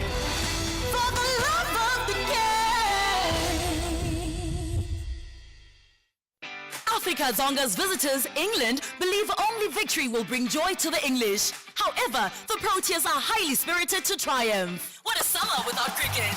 This is the One Day International Series, where summer cricket comes alive. Catch the glittering women's second ODI clash between Africa and England on Sunday, 8 December at 9:40. Live at your fingertips on SABC Plus and Radio 2000. With reports on various SABC radio stations. Proudly brought to you by SABC Sport.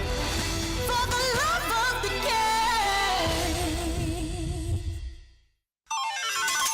Get ready to win big this holiday season with SAFM. Text Christmas to 41391 to stand a chance to win one of 12 amazing mystery prizes. SMS lines open on the 29th of November and close on the 24th of December 2024. Winners will be announced between the 26th and the 31st of December. Each SMS costs R1.50, so hurry up and send your entries now. Terms and conditions apply. Get into the festive spirit and win big with SAFM this Christmas. Ashraf Garda on SAFM. It's very interesting. I spoke about the fact that it was the anniversary of Nelson Mandela passing away yesterday, and I found, in my opinion, there was just a lack of coverage, and I did ask you whether we should even be having that sort of coverage like every single year. And I'm open to have the conversation with you about it, because clearly some may say yes, others may say, come on, move on, man, right? I hear you. Having said that, Nelson Mandela's legacy would be the Nelson Mandela Foundation. And the foundation itself will be launching an application out to the Western Cape High Court, and this is important, to challenge the state on its failure to comply with Section 25(5) of the Constitution, and that links to the issue of land. So let's talk about that. With me is Tanveer Rashid Jiva, who is a constitutional property law lecturer. Tanveer, appreciate your time. Thanks for connecting to us here on the National Pulse. Thank you so much, Ashraf, for having me. I'm really looking forward to having such an important conversation. Well, I think it is important. Perhaps you can give us the pitch. What exactly is the essence of your challenge? Sure. So I'm not in any way connected to the Nelson Mandela Foundation, but I just wanted to give an idea of what we're dealing with here. So Section 25(5) of the Constitution, I'm just going to tell you what it's about. It says the state must take reasonable legislative and other measures within its available resources to foster conditions which enable citizens to gain access to land on an equitable basis. Lots of words, but just to quickly let you know what it means, is basically the state must do what it can to allow South African citizens to have access to land. So basically what the Nelson Mandela Foundation is saying is that the state has not done that. In the past, however many years since the Constitution has been enacted in 1996, it has not passed legislation, and because of that, we are seeing a huge backlog in land reform. And what the application is saying is that the state has failed in its duties. It's a very, very underused section. There has been no legislation that has been enacted up to date under this specific section of the Constitution. Okay, failed in its duties. I mean, I would think, and certainly the challenge bearing the name of Nelson Mandela obviously carries tremendous clout. It's something I said in the intro anyway, right? What would be the end goal of this? I mean, what are you, on behalf of the foundation hoping to achieve? So basically what the foundation wants to do is it wants to get the state in 18 months, that's what the application is saying, it wants the state to put into place legislation that will tell everyone, or rather that will tell the basically South Africans, how exactly are you supposed to identify the people who will now be able to apply for access to land. One, let's start with, what do you mean by equitable access? The Constitution says you need to have equitable access. So they're saying, okay, you as the state tell us, what does equitable access mean? First of all, does Ashraf have access to this land? How do you identify who can go and apply for these, this access? And also, what does access to land mean? What multiple land use are you talking about? Does that mean I can go and sell things on the land, or do you mean I can go and live on the land? Because a lot of times when we talk about land use, we're thinking about RDP social housing. Yes. We're thinking of land occupation. We're not thinking about maybe agricultural land use, or even going to sell things on the land in terms of informal selling of things. So they're saying, identify and tell us what kind of land use are you telling us about, and also how does it fit in terms of the bigger scheme of land reform. So they're saying in 18 months, give us a piece of legislation that would tell us exactly how you will make this land reform thing work under this specific section. Now, I mean, we certainly know that many political parties, and in varying degrees, have pronounced on those issues, and whether they say this land is our land or using other phrases. I mean, the essence of land reform and as a form of retribution has been significant, but it's come from political parties. Maybe just help me if I'm wrong here. How often has this happened where there's a challenge coming from an institution like the Mandela Foundation or somebody similar to drive this? Because if I hear what you're saying correctly, then government, in fact, the Mandela Foundation is saying that the government has been lax on this issue. They failed. So it has happened often in the sense that I'm sure you've heard of, there's no one who hasn't heard of the whole expropriation without compensation issue, right? Yeah. This has been such a hot potato for so long now, for so many years, and that has been a really big issue. But I will tell you this, Section 25(5), this is the first of its kind. No one really talks about it. It's very underutilized, and it's a very powerful section, right? And the reason I'm saying this is because equitable access to land is a very big deal, and it's saying that South Africa, and it's saying that the state actually has a very, very big discretion. That's a big word just to say for all your listeners, just to say that basically the state can pretty much choose whoever it wants to get access to land, to do whatever it wants. And that's why Nelson Mandela Foundation is saying the state needs to tell us now who are these people and what can they do with the land. And your question being, how often does this kind of thing happen? Well, not that often, because it's not that similar to the expropriation without compensation thing. So right? do you find therefore there's been a lack of political will to drive this process? And I'm talking about from government. Now we have a very different government, right? But absolutely. still government, yeah. Absolutely. Lack of political will, especially from this angle, because Section 25.5 has so much power to move things from a different angle. I'm sure you're also very familiar with a lot of unlawful land occupation that we've been seeing recently. And the reason we're seeing a lot of that is because of something that Nelson Mandela Foundation mentions in its affidavit, its application, is it talks about how people are unable to afford houses, right? Rental prices in Cape Town, everywhere else is very, very expensive, right? Buying a house, a lot of us know, is also very expensive. So that's why even RDP programs are failing. And because of that, we really need the state to step up. So what the Nelson Mandela Foundation has done now is it's saying you really need to step up your game. Right? This section of the Constitution exists. You have failed for so many years to put it into action. So we're now actually going to tell you to come to court and explain. You have 18 months to put this thing here. But I will tell you the one thing that we haven't really spoken about in terms of this application, and maybe if we have time we can speak about it, is the fact that they also cannot really tell the state exactly what to put in the legislation. That's where it gets tricky.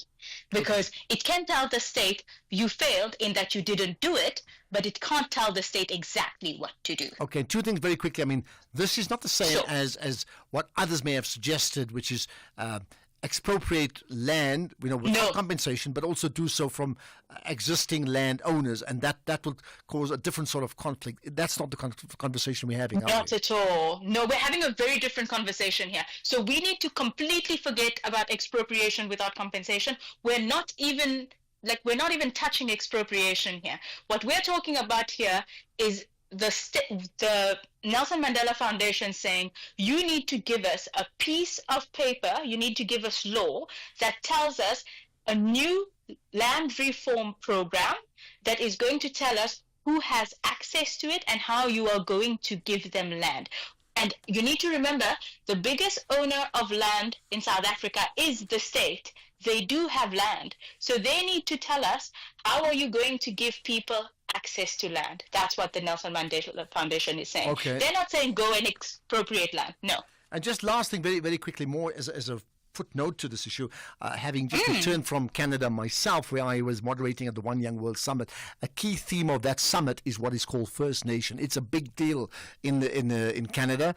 Every single event started with paying homage to the First Nation people. We then know what happened in Australia, where King Charles, I was going to say Prince Charles, King Charles went to Australia, and again the MPs there, or some of them, made the point about First Nation status once again. Is that also part of the broader conversation here, very briefly?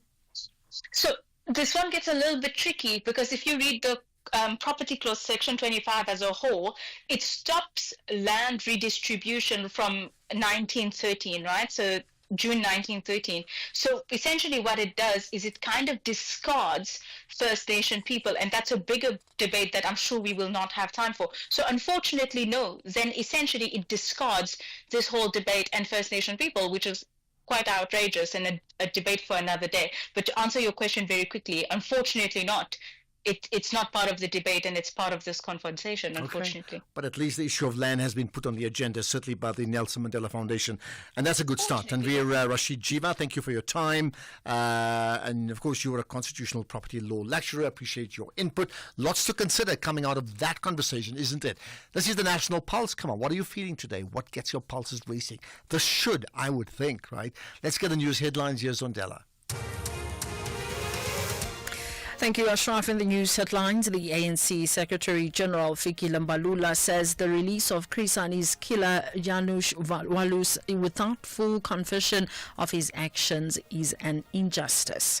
And the embattled Tabacho local municipality in Liedenburg, Mpumalanga, claims that illegal mining activities are polluting water resources in Sabi, Pilgrim's Rest and surrounding areas. And officials from South Korea's governing party say they won't call for the impeachment of President Yoon Suk-yeol, contradicting earlier comments by party leader. A full update follows at the top of the hour. SAFM, guiding you through the rush hour traffic.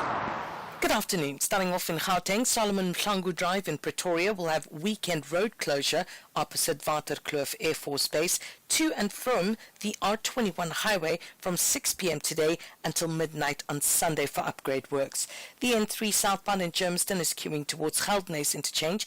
The M1 southbound in Amonda is queuing towards Xavier Street. Republic Road in Randburg is slow moving at Bram Fisher Drive. In Pretoria, Mabopane Highway westbound queuing at the Hairpin Bend, and the N4 Witbank Highway westbound has delays towards the N1 highway. In KZN, the N3 eastbound has a crash reported at Ashburton. The N3 westbound is queuing towards Spaghetti Junction. The N2 southbound in Amanzimtoti has a crash reported on 20 Hill, and Umgeni Road is slow moving through Springfield Park. In Mpumalanga on the N4, you're asked to expect delays and closures at the Lebombo border crossing due to unrest on the Mozambique side, so please do check before travel. In Cape Town, the N2 Nelson Mandela Boulevard outbound is queuing towards Hospital Bend. The N2 in Somerset West is queuing at Victoria Street. The N1 inbound has a truck crash reported before Brighton Road, causing heavy delays in both directions, and the M5 northbound is slow moving towards the N1 Kuburg interchange. With your traffic update, I'm Irma G. This is SAFM Sports with Tuming Khapele. We are looking at the president's shirt, by Yeah. the way, just so that you know, and we're wondering, considering it's the 11th anniversary of Madiba's passing, can you believe it, 11 years? That we're wondering whether his shirts have now taken a very distinct Madiba style. I wonder, shall we talk about that or shall we get to It sport? looks like it has that Madiba touch. But anyway, let's look at what's happening in the world of Right, sports. you want to talk about Pirates, right? Yeah, a lot of Pirates. And head coach Jose Rivero says that he's hoping to make life as uncomfortable as possible for Al Ahly in their CAF Champions League clash at the Orlando Stadium tomorrow. Pirates have won 3 out of the last 6 meetings against the Red Devils from across all competition. And this game comes just at the right time when Rivero is also raving about his team's mental strength. No, we're still growing. Like I said after the match, it was our first time together in a scenario like this group stage match, which is different for multiple reasons that we don't have the time now to go through. But it's a different type of game, and if we are fair with our players, with our group, with everyone, the way they approach the game, how competitive they were from the first minute, the level of confidence that they show in the first stages of the game in a scenario like that speaks very well about the mentality of the team. Meanwhile, after clinching the Carling Knockout Cup last month, Magezi will now shift their focus on to surviving in the Betway Premiership as they prepare to face a confident Marumo Gallants at the Petrus Molemela Stadium tomorrow evening at 5:45. Magezi are currently on a 4-match winless streak and recorded 3 draws and 1 defeat since the 28th of September. As things stand, the Limpopo outfit occupy 15th spot on the table with 6 points to their name after 7 matches played so far. In motorsport, McLaren's Lando Norris was the fastest in the Abu Dhabi Grand Prix second practice, clocking 1 minute 23.517 seconds, followed by teammate Oscar Piastri just over 2/10 behind. Nico Hülkenberg is third in Haas, and Carlos Sainz ends his hour in 4th place. Meanwhile, Ferrari's Charles Leclerc, it was quite unfortunate for him because he was given a 10-place grid penalty. Ferrari were forced to fit a new battery pack for Leclerc's car, taking them beyond their permitted allowance for the season. And obviously, it's a major blow for Ferrari, who trail McLaren by 21 points in the Constructors' Championship with a maximum of 44 points available. In tennis, former Wimbledon finalists Nick Kyrgios and Tokyo Olympics gold medalist Belinda Bencic will play their first Grand Slam after long absences at next month's Australian Open with protected rankings. Kyrgios, who will play with a protected ranking of 21st, has not played in a Grand Slam since 2022 due to knee, foot and wrist injury. And Bencic, who gave birth to her daughter in April, will return with a special ranking of 15th. Former world number 4 Kei Nishikori will also play with a protected unbeaten ranking, making his first appearance in the Australian Open men's singles since 2021. In netball, South Africa will head into the Africa Netball Cup with only one mission: to conquer the continent. A total of 10 countries will take part in this year's competition. The women's contest will see 9 teams vying for the title, while 8 countries will be aiming for the championship in the men's division of the tournament. Then finally, the runners who were left frustrated after the entries for the 2025 Comrades Marathon that were closed last Monday can now breathe a sigh of relief after they were reopened for this week only, or this weekend actually only. As a result, a limited of 1,000 entries will be made available on a first-come, first-served basis, and this second entry window will close at midnight on Monday, or as soon as the entry cap of 1,000 is reached, whichever one comes first. Have you ever thought of just running the Comrades as one of your to-do lists? I think you asked me, and I thought I've been asked to walk the Comrades, and I have turned that down. Oh. So I've been asked to crawl it, and I've turned that down too. I'd like to run it well, maybe once. I'm just, no. It's too late. But I must tell you, I think I know one person, and this is so important. A person was applying for a job at a company, and I happened, or an organization, I happened to be part of the committee. I was one of the lighties at that time, and the chairperson gave this person or nudged that the person should get the job. You know why? Not because they had something in common, because they both completed the Comrades, right? Yeah. But very importantly, he made the point: if you can complete the Comrades, you have a discipline to complete a task, and that is incredibly admirable. And that's the type of discipline that I want in my organization. I've never forgotten that. Which is true. Yeah. So there we are. Well, be careful what you run. You may just get you a job. I'll have more sports in the next hour. EFC, Africa's greatest fight promotion, ends the year with a bang this Thursday with 3 thrilling title fights. Jessica Munami takes on Felista Mugo. Then it's a clash of the Titans as Martin van Staden challenges Iga Cabeza, plus Zakir Badat defends his welterweight belt against the current middleweight king, Luke Michael. This is the biggest night in EFC history. You don't want to miss this one, folks. EFC 120 live from the World Sports Betting Arena. Watch it on SABC Sport Channel on DTT Channel 4 from 7 p.m. Brought to you by SABC Sport.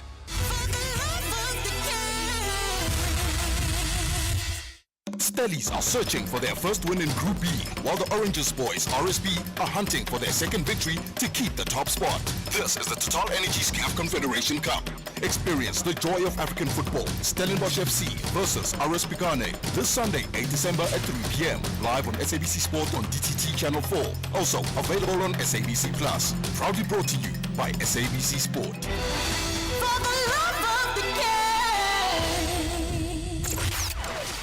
Economic news on SAFM.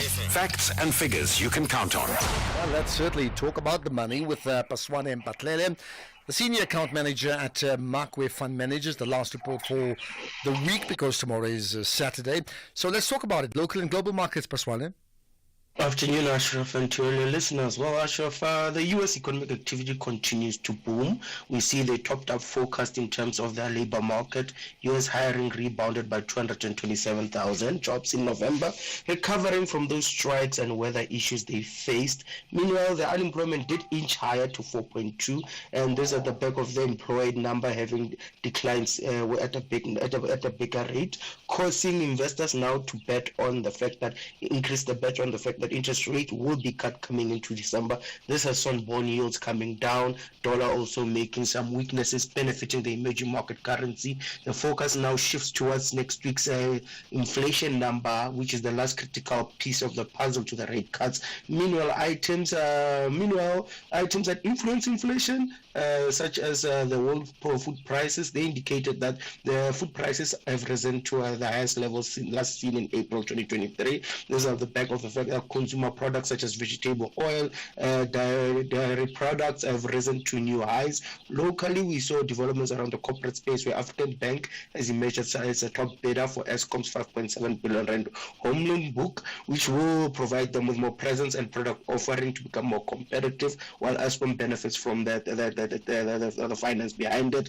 Absa Bank has updated the market also that their operations remain resilient. Profitability is on track to deliver low to medium-term mid-digit revenue with improving credit profiles, offering a stable outlook for the guys. The stock was up. In other news, we saw that Rugby Union has rejected that equity deal with Akalai Sports Group, and now there's offered room for new offers from interested parties to come through. Overall, equities have taken all these developments with a pinch of positivity. U.S. markets opened up 0.2 across the board. We see in Europe there was optimism of rate cuts, and the fact that the Doge plans from the likes of France have failed, and we've seen the CAC up 1.3%. DAX is up 0.1. FTSE is flat. Locally, our market was also flat. It's reduced its gains. It's on the back of the fact that resources were down 1.4% as commodity prices came down. Finance was up 0.6. Industrials up 0.3. Gold price is down 0.1 at $2,628 an ounce. Platinum down 0.5 at $935. And when we look at the oil, it's down 1.2% at $71.30 a barrel. The rand is relatively stronger, breaking below 18.1798 against the dollar, 1903 against the euro, and 22.96 against the pound. And that's perfect. Thank you so much for all of that. We will connect on Monday. I know that. Have a great weekend, Paswane. Right, that's now. We'll take some calls, and then we have another issue when we talk innovation that you're going to find really fascinating. And also, don't forget that we'll chat to Somadoda Fikeni, Prof. Somadoda Fikeni, Dr. Somadoda Fikeni as well. In our feature called The Fireside Chat, he comes up after 5 o'clock. So looking forward to that. Right, your call's next. After registering wins in their Group C opening matches, the Buccaneers and the Red Devils now meet each other.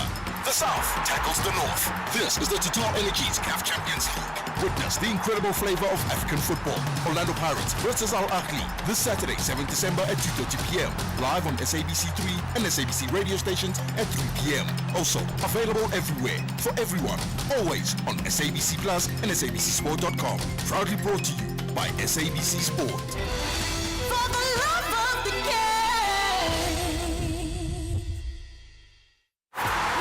Sundowns ladies take on University of the Western Cape in the final match of the Hollywoodbet Super League on Sunday the 8th of December 2024 at 3 p.m. at the Lucas Moripe Stadium.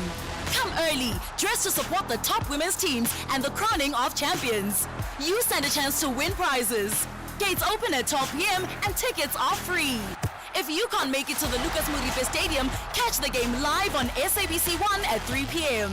Also available on SABC Plus. For more details, visit safa.net and at HollywoodBetsSL on X. For 30 years, we've stood together, advancing collective action to end violence against women and children. But the fight is far from over. Your voice matters. Every action counts. From educating our communities to supporting survivors, it's time to unite and create a future free from fear. Join SAFM for 16 days of activism. Together we can make a difference. Together we can end the violence. Because 30 years of progress means we cannot stop now. Let's advance the fight. Stand up, speak out, take action. SAFM, leading the conversations that move us. X at SAFM Radio and at Ashraf Garda. Okay, what's your pulse rate telling you now? Travira in Devon, go ahead. Hi. Good afternoon, AG. Yeah, good afternoon. Go ahead. Thank you very much, man. In a rainy Durban. Yeah, I don't know. I can see you have limited time, However, Ashraf, the issue of the assassination of the great leader, the great father, Chris Hani, it just brings back memories, to some of us. Well, and definitely, yeah. Yeah, because I was listening to the SG, the emotions. But now we don't have to be sensational like the leaders of today, the latter side leaders. However, if you remember, Ashraf, I'll just try to maybe... All right, very quickly, I'm going to push you only because of time, really. Not about you. Please do, yeah. You remember Chris Hani was tipped to be the deputy of Mandela and to succeed Mandela. Yeah. And his assassination was seen as backtrailing the invent of democracy. However, it did the opposite. So what I can say about the release and the deportation of Janus Walus, I'll say good riddance.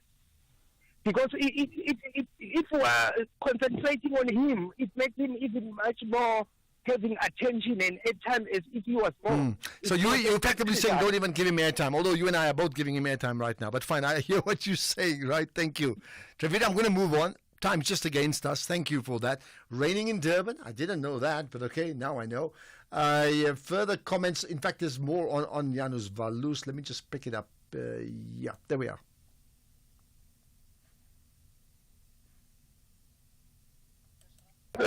Good afternoon, Ashraf. Ashraf.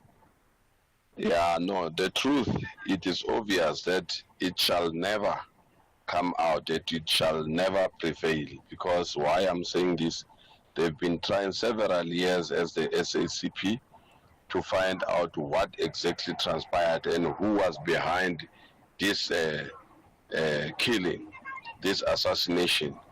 But unfortunately, Chris Hani, we all know how radical he was, and therefore they were afraid of him. Little did they know that he was a man of peace, though he was so radical. Lennon. Thanks for that, Renan. But I mean, who's afraid? Because I mean, there's two narratives. The one is that other parties like the Janus Waluses and the right wing would be afraid, but others suggest about internal within the greater struggle and afraid of him too. I mean, there's no proof of it. I'm just asking that question, right? Afternoon, Ashraf. Afternoon. Why is he being sent to home without telling the country who sent him to kill Chris Hani? Why? He was supposed to stay up until he tell the truth. Civilian Cape Town. Well, I'll tell you what, I mean, maybe it's the end of the day, but I may ask that question to Somadora Fikeni if he can comment. I know his position has changed somewhat since he's now with the Public Services Commission, because he's my guest coming up after 5, remember? But yeah, it needs to be investigated. I agree. Good afternoon, Ashraf. This is Makwareleshiazo from Tendo. One word to describe the release of this man called Janus Walus, I would say, is injustice. You know, there's injustice here at display, because this man should not have been released by parole. You know, even before he told us exactly who sent him to murder our legend, our icon, Mr. Chris Hani. You know, there's injustice here at display. This man should not have been released by parole. I wonder what our justice system is doing. We do not have a justice system. Well, I think, many people are unhappy about that. Others are saying, good riddance, go away from here. But are you also one of those who feel he should not have been released, and there's so much more that's hidden because he's now going to be sent back into Poland? Good afternoon, Ashraf. My name is Elfas Ngowe in KwaZulu-Natal. I just feel that Chris Hani and his family have been betrayed by the Constitution. So the way it is betrayal, some parts of the Constitution that give rights to criminals have really betrayed Chris Hani. He must be turning on his grave right now. Okay, and here's another before we end this. Yeah. Good afternoon, Ashraf. Ashraf, I am very happy that at last this Janus Walus guy is out of South Africa. He will be comfortable with the journalist in Poland. Because obviously he don't have money. He will have to make money on the other side. The journalist will welcome him and bombard him with questions. In his comfort of his home, he will say exactly that who sent him there to kill Chris Hani, actually, because I'm of the view that people that of very important people, including the one we favored the most, is involved in the killing of Chris Hani. I don't want to spread propaganda, but it's pointing there. It's pointing there. No wonder everyone does not want to say anything about it. It's because of it involve the favorite, Bob Cape Town. Okay, there we are. Well, I'll tell you what, I can see a book being written, and then a book, and a speaking tour that follows it. Okay, I am speculating. That could well happen. A very, a very good day to you, Ashrat. I know that we would have celebrated the passing on of Nelson Mandela yesterday, but also what we seem to forget is the birthday of Mangaliso, Robert Sobukwe, the very same day on the 5th of December. This is Marvin in Bloemfontein. Let the souls of our grandfathers rest in peace. Well, thank you for that. And there were some events. I mean, we didn't cover it on this show, I know, but I mean, different shows did it, but there were events on that. And again, it leaves me with that question: should a birthday be celebrated every year, or even the death anniversary? So, in both Sobukwe's case and Mandela's case, should that be celebrated every year? It's the last one I can play now. Good afternoon, Ashraf. Good afternoon to the listeners of SAFM.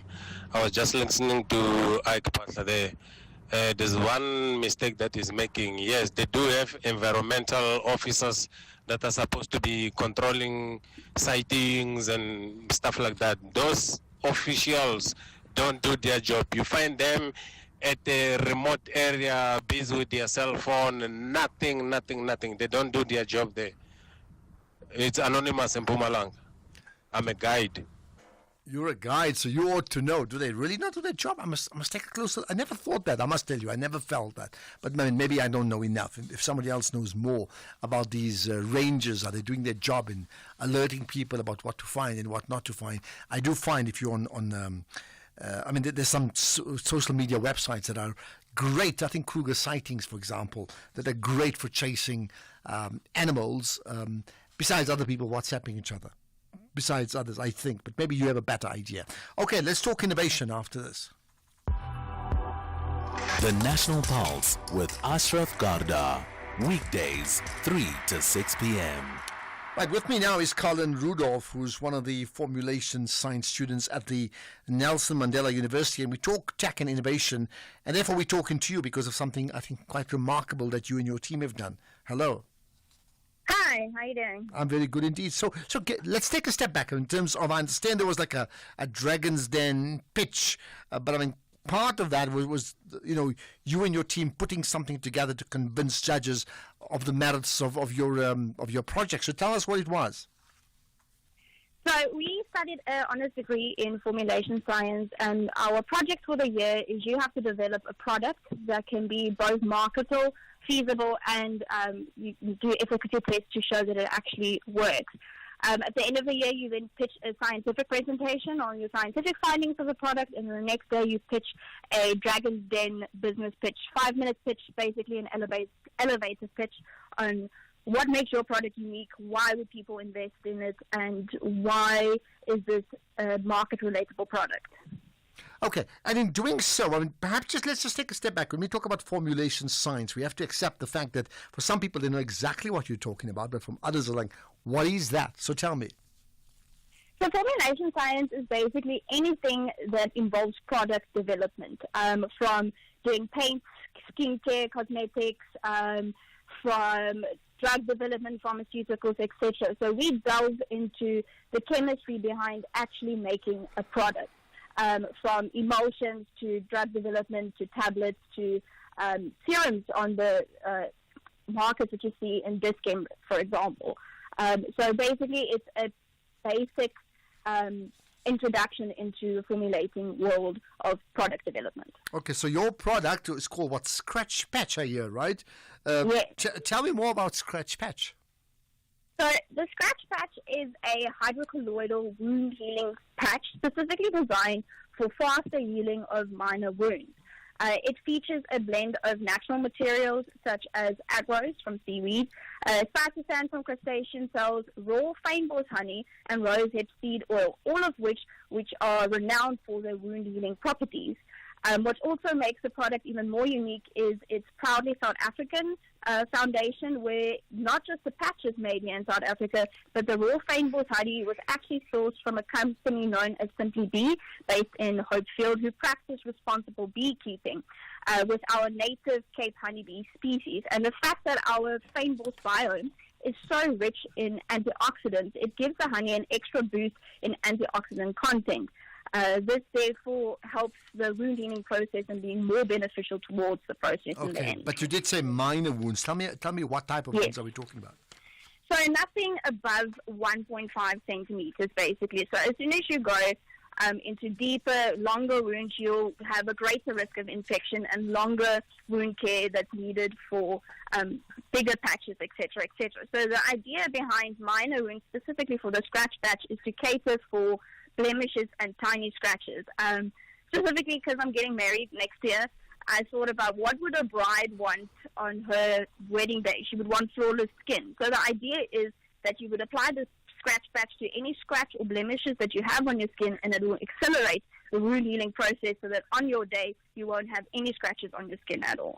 Okay, now you may get thousands of brides chasing after you, and I can completely understand that, right? So, in terms of the experience, therefore, when you pitched at the University's Institute for Chemical Technology event, right?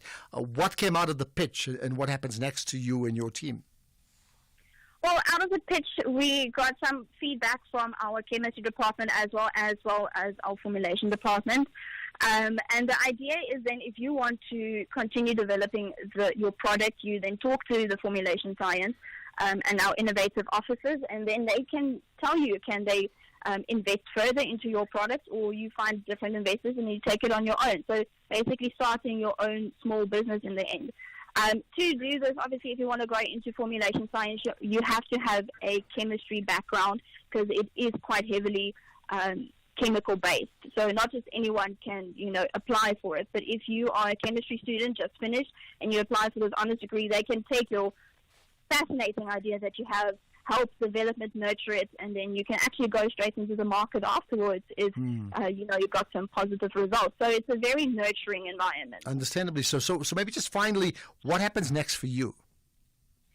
For me, I specifically want to go into industry a little bit more, formulation specifically, because I feel like I need a little bit more experience before I'm ready to take out the big world outside. But I feel like if I do get more experience, I can be more beneficial towards a company or starting my own company, producing products, knowing the experience, having the background, etc. So then the probability of the business being more successful is higher. Okay, let's leave it at that. Sounds fascinating, Carlin Rudolph. Best wishes with your projects, as well as all the things that you're trying to do in terms of what you've learned around formulations, right? And also the wedding, and hope that your skin's perfect on wedding day. Thank you. There we are.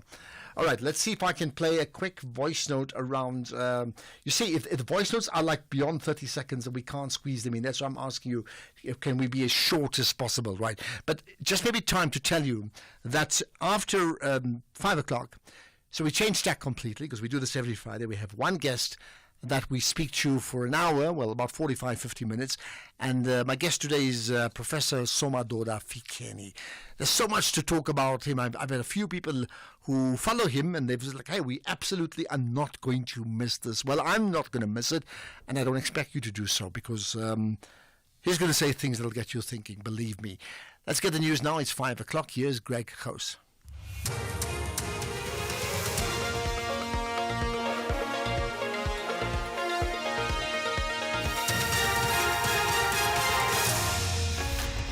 Top story, Mbalula speaks on the release of Walush and South Korea's governing party against impeachment call.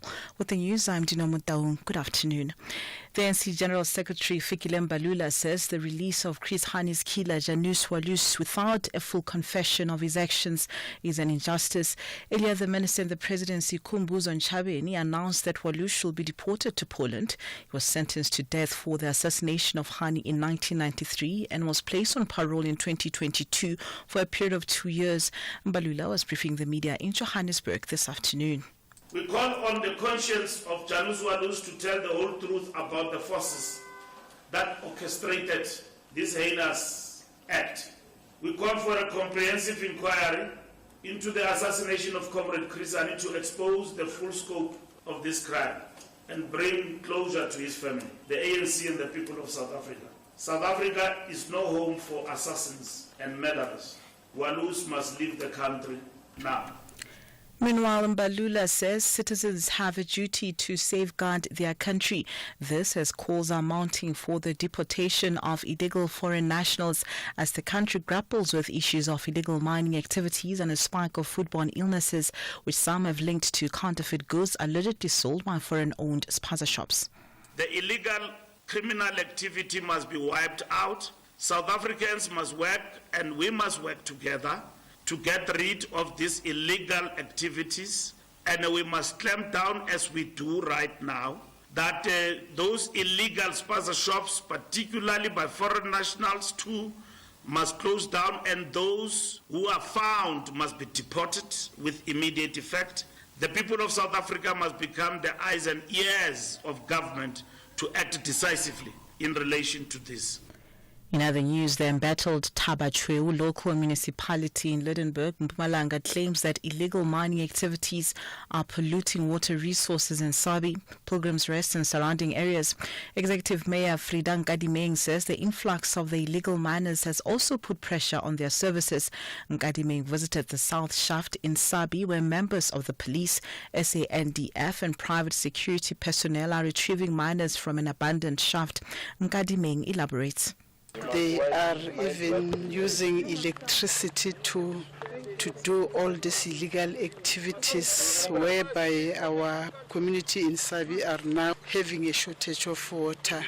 But what is happening today, really, we like to applaud the rescue team for taking them out of the holes, because even if they were doing illegal activities, they are still human beings. Minister in the Presidency for Women, Youth and Persons with Disabilities, Sindisiwe Chikunga, says if men can lead the fight against violence perpetuated against women and children, gender-based violence will be a thing of the past. Chikunga joined hands with the Amazulu King Misizulu Gazwelithini in a Men Unite Against Gender-Based Violence and Femicide march in Durban. The march is aimed at raising awareness of GBVF. Chikunga elaborates. A study indicated that women are violated, whether they are violated physically, sexually, economically. People will take their earnings and demand that they use them as they wish. And this, therefore, is a very important call to say to men not in their name. And if it is said by the very men which, according to the prevalence study, are said to be behind the violence that is meted against women, we think that is an important message. And therefore, that is why I really want to thank first Isilo Samabandla, second the Goodman's Foundation. Lastly, officials from South Korea's governing party say they won't call for the impeachment of President Yoon Suk-yeol, contradicting earlier comments by the party leader. It came after a lengthy meeting in which party leader Han Dong-hoon had reportedly tried to convince them to back Yoon's removal. His name had appeared on a list of those to be arrested under the botched martial law declared by the president. The BBC's Rupert Wingfield-Hayes has the details. Han Dong-hoon, he went to see him at the presidential building this afternoon, and we understand that he asked President Yoon to make some sort of public statement because nothing has been heard from him since the early hours of Wednesday morning when he said he was lifting martial law. And people in knowledge of that communication said that President Yoon said it was not time yet to come out and make any statement. So he seems to be holed up in his presidential office building, still refusing to make any comment or speak to the Korean people about what he's done. Recapping the top story this hour, the ANC Secretary-General Fikile Mbalula says the release of Chris Hani's killer Janusz Walush without a full confession of his actions is an injustice. Headlines at 5:30 for SFM News. I am Dinamo Tau. And coming up in your sports this hour, Williams welcomes Club World Cup draw and Bongi and Eben return to bolster Sharks. More details at 5:30. SAFM, guiding you through the rush hour traffic. Good afternoon. Starting off in Gauteng, the N1 southbound and four-ways is queuing towards Winnie Mandela Drive exit. The M1 northbound in Sandton has a crash before Marlborough Drive. The M2 westbound in Germiston has delays towards the N3 Houtnace interchange. The M1 southbound is slow moving through Crown interchange towards Boysons, and the N1 northbound in Midrand queuing towards New Road. In KZN, the N3 in Pinetown is slow moving at Murray and Hill Toll Plaza. The N2 southbound in Amanzimtoti has a crash near Adams Road. The N3 eastbound has a stationary truck after Ashburton exit, the N3 westbound queuing towards Spaghetti Junction. In Cape Town, the N1 inbound has a truck crash before Brighton Road that's causing heavy traffic, so expect delays. The M5 northbound is slow moving towards the N1 Kuburg interchange. The N7 Jakes Hatfield Drive southbound is queuing towards Voortrekker Road, and the R300 northbound slow moving towards the N1 highway. With your traffic update, I'm Irma G. Are you looking for the best spectacle and sunglass deal? At Specsavers, get a free pair of branded prescription sunglasses up to 3,200 Rand. Affordable eye care, Specsavers. T's and C's apply. Stellies are searching for their first win in Group B, while the Oranges boys, RSB, are hunting for their second victory to keep the top spot. This is the Total Energies CAF Confederation Cup. Experience the joy of African football. Stellenbosch FC versus RS Picane this Sunday, 8 December at 3 p.m. Live on SABC Sport on DTT Channel 4. Also available on SABC Plus. Proudly brought to you by SABC Sport. For the love of the game.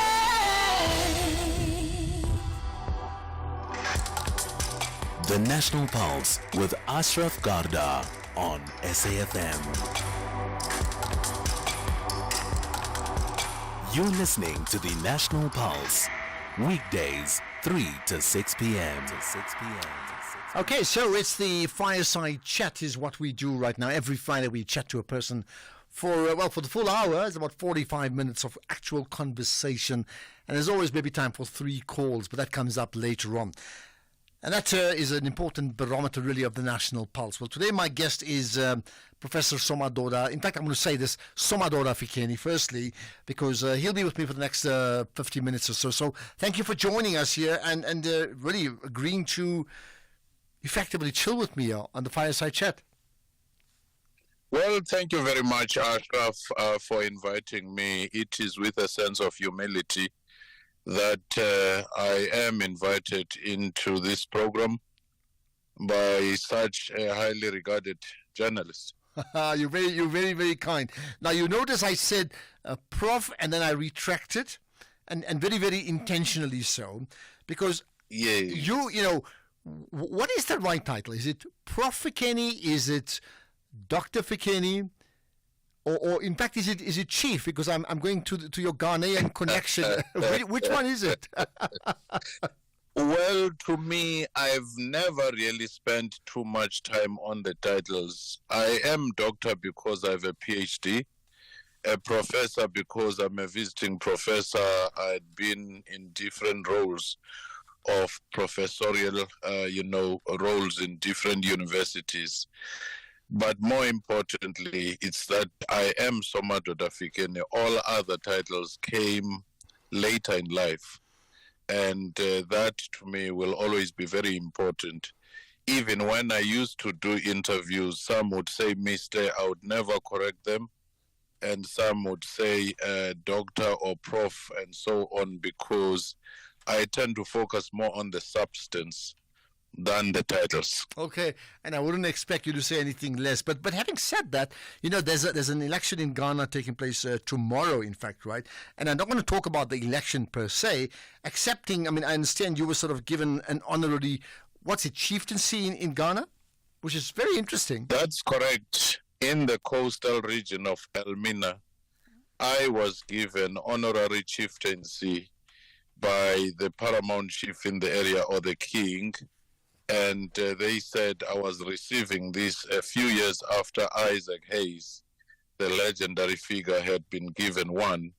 And they said it was the recognition that followed some of my work in community development, and also the work I had done as the president of the African Student Union in the U.S., trying to help students, some who had lost their family members, raise funds for them to go home, help them to resettle and so forth. So they said it was in recognition of that work, and they were encouraging me to do more. And they even gave me a name, Nana Kondwe. Meaning what? Meaning the one who sees ahead. A man with vision. Clearly. Yeah.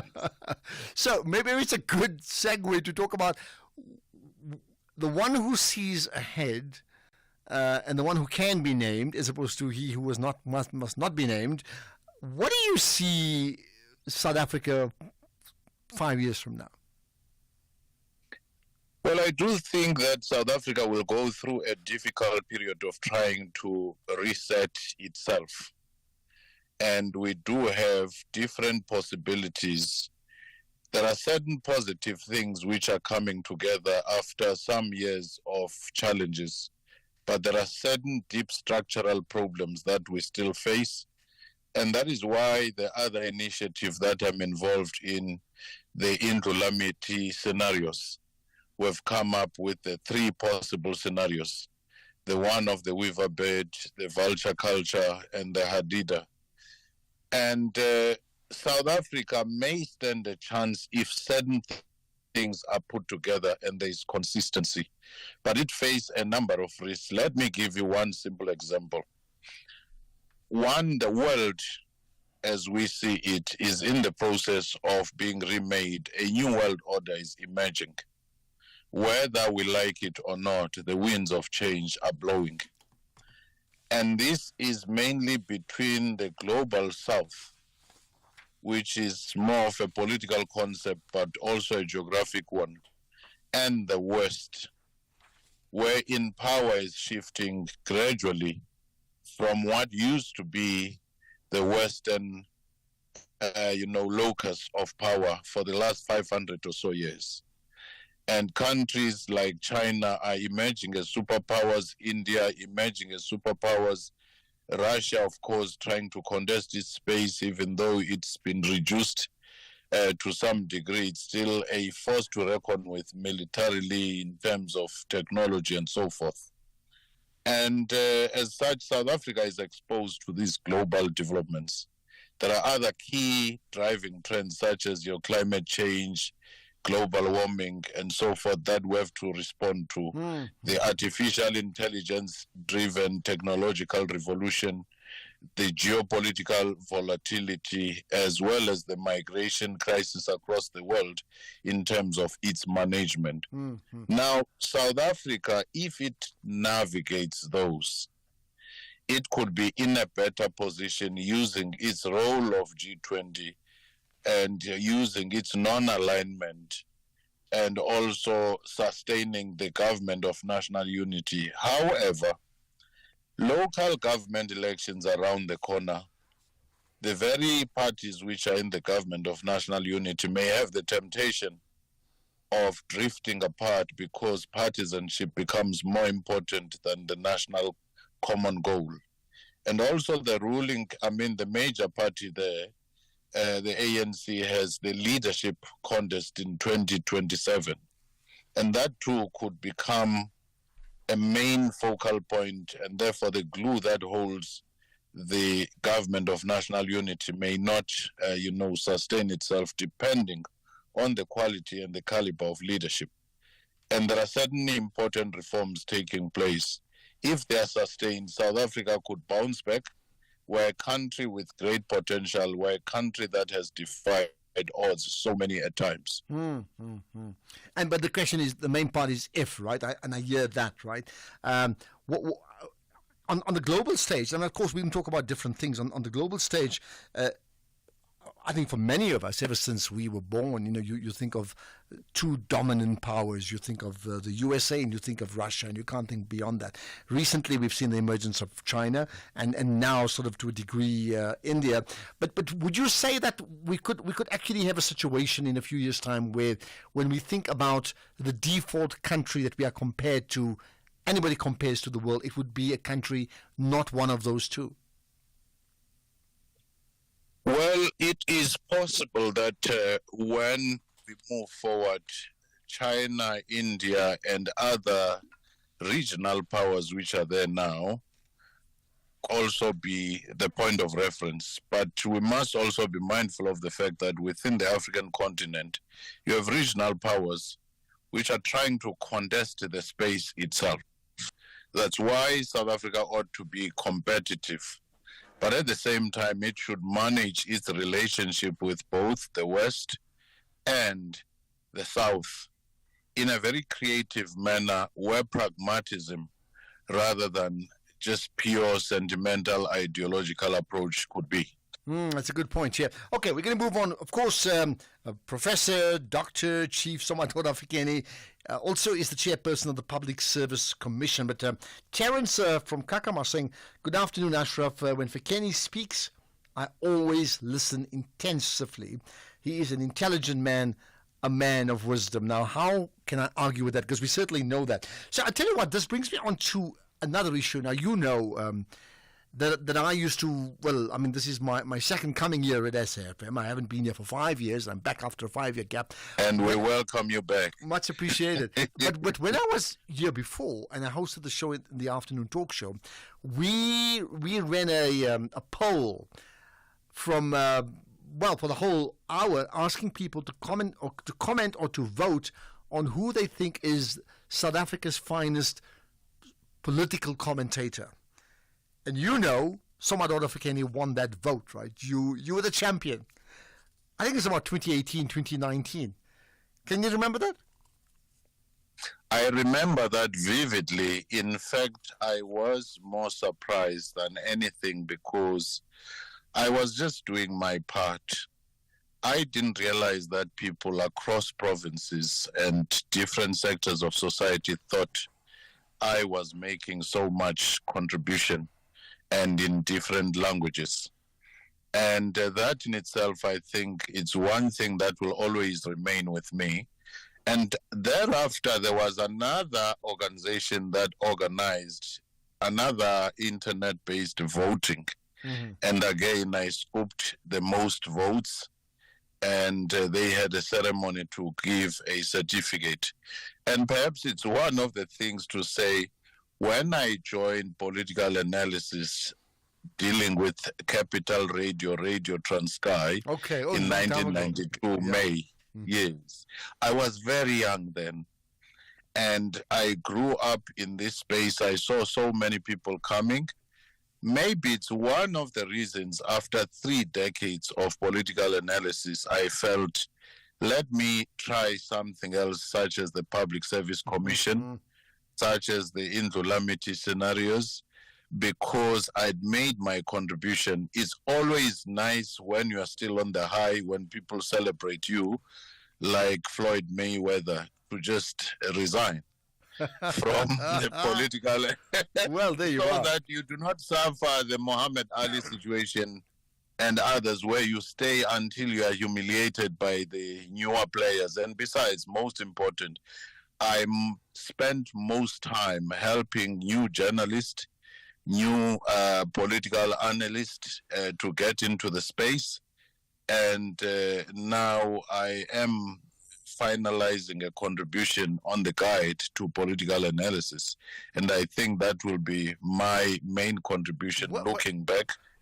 Okay, but that's so interesting, finalizing a solution to the guide of political analysis. So just for now, and briefly at that, what for you makes a good political analyst? It's not even about you, about you as a listener. When you listen to someone, what makes a good political analyst? First thing, simplify complex things such that a person seated next to the fire says, I always thought about that, but this person has presented it in a manner that makes so much sense.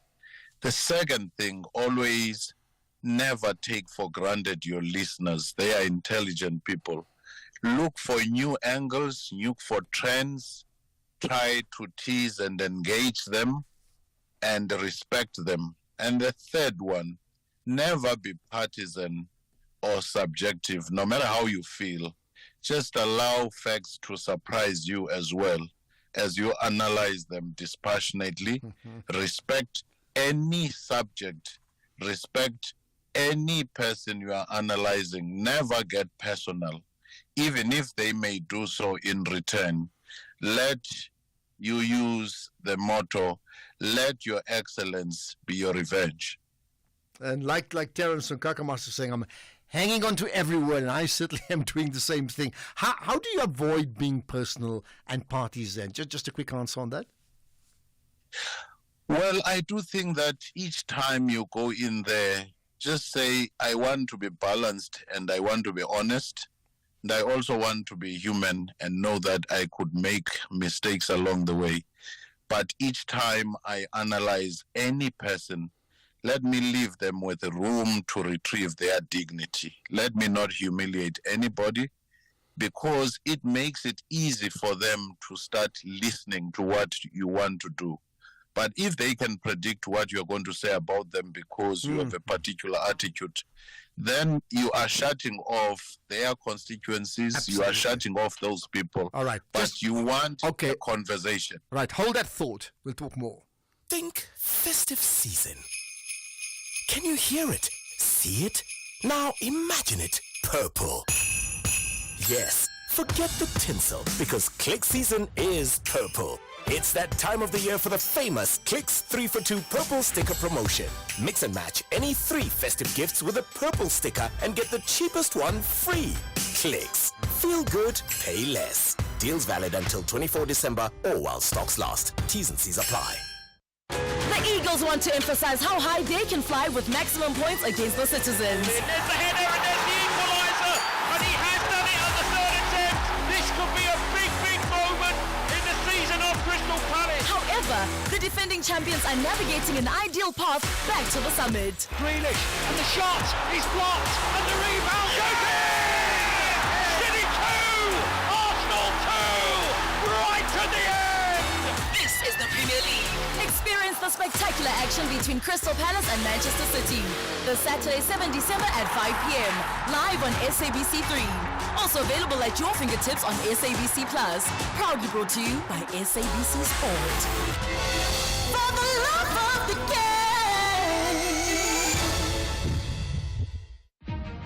game. The SAFM Playwriting Competition is back. After receiving hundreds of entries last year from South African writers of different ages and ethnic groups sharing their stories, now the time is yours. It's your story. You decide. SAFM invites all writers to explore the medium of sound, the theatre of the mind, and to create a 1-hour radio play in English.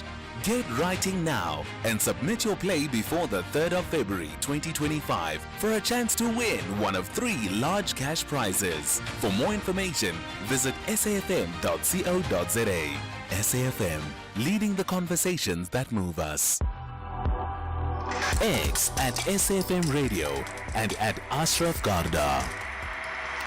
Nice sort of anonymous message. Ashraf, love the show, love all the conversations on SAFM from 3 to 6 in 5 months with SAFM. Well, listening all the time, I gather, right? Okay, and a Merry Christmas to you, as you've asked we to wish you. So good for you. Let's do this. Okay, so we stopped just as you talking about the political analyst. I want to move on then. As I continue chatting to Professor Dr. Somadoda Fikeni. Now, you made the point that you effectively retired the Floyd Mayweather example from being the political analyst when you took up the position of the Public Service Commission. So what do you do there, and has that been gratifying for you? I think it's been one of the most satisfying things, because in any space where you are fascinated by knowledge, as an academic or a scholar or an intellectual, the real test of it is how you have a meaningful dialogue between ideas, concepts, theories, and practice in a manner that begin to impact on people.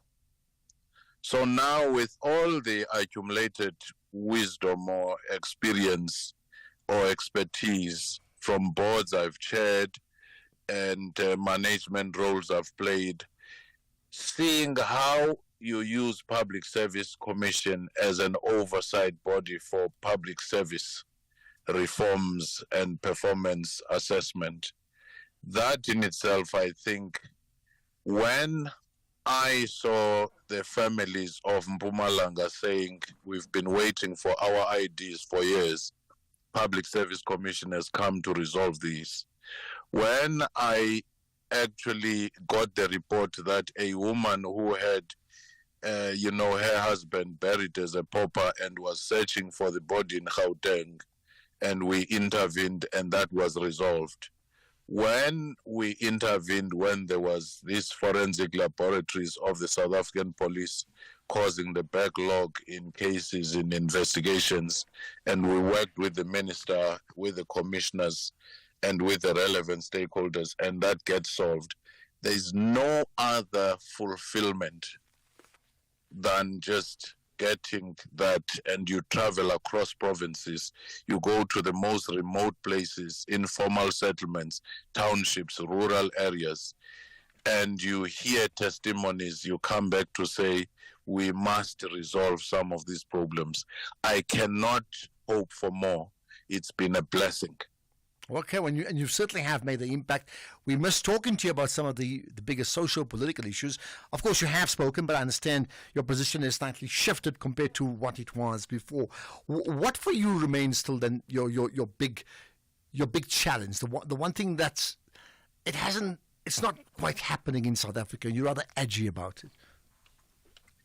My biggest challenge is how one could help facilitate in some form South Africans to see the greatest potential this country has, envied by many nations around the world, but we're always so obsessed with tearing each other down, and we're so obsessed with pulling each other down. And if we were to put our energies together, this country has a winning formula, whether you talk natural resources, human resources, and you talk of a whole range of things. But the problem is we tend to, as Martin Luther King Jr. once said, minimize the maximum and maximize the minimum. We tend to major in minors. We're so obsessed with headlines, with sensation. We're so obsessed with the temperature, with the heat of argument, who is saying what rather than what is being said. Okay. So we are actively unhearing each other. So if one can facilitate a national conversation that creates consensus and that translates into a change that impacts on people, that is my ultimate dream. Okay, and I certainly love that, and you know how strongly I feel from the Champion South Africa project that I drive, that we must emerge as a champion nation where everything just checks out. Certainly. And hopefully. Now, I'm not going to ask for more solutions now, only because I'm going to take advantage of the opportunity of inviting you for another time on a thought leader conversation about just that. How do we, turn that minimizing and maximizing paradigm on its head so that the country can benefit? Maybe some other time, right? What about? So you mentioned something already to me that you started socio-political analysis at Capital Radio. I certainly did not know that. Now I know. Is there any other quirky story you can share? Well, the most fascinating stories is that when I came back from Canada, having done my master's, I got this break to analyze with Capital Radio, presenters. At that time, coming from a village, I didn't even know what the studio looks like, what was happening there. And that breakthrough that was given by Capital Radio and Radio Transkei was one of the most amazing moments, because I started to see these prominent figures that I would not have seen before. But there are moments when you would get a producer saying you're going to speak on this topic, and when you get there, you get into a different topic. And those would be most awkward moments.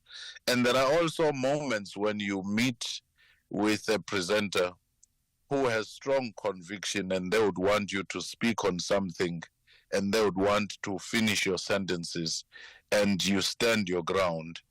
And that in itself also has been one of the most awkward moments. But lastly, I have been approached by different global television and broadcasting entities on Nelson Mandela, on Fidel Castro, on many other leaders. And they say, whilst those people are still alive, we would like to do an interview, and you talk of those people in the past tense as if they've just passed.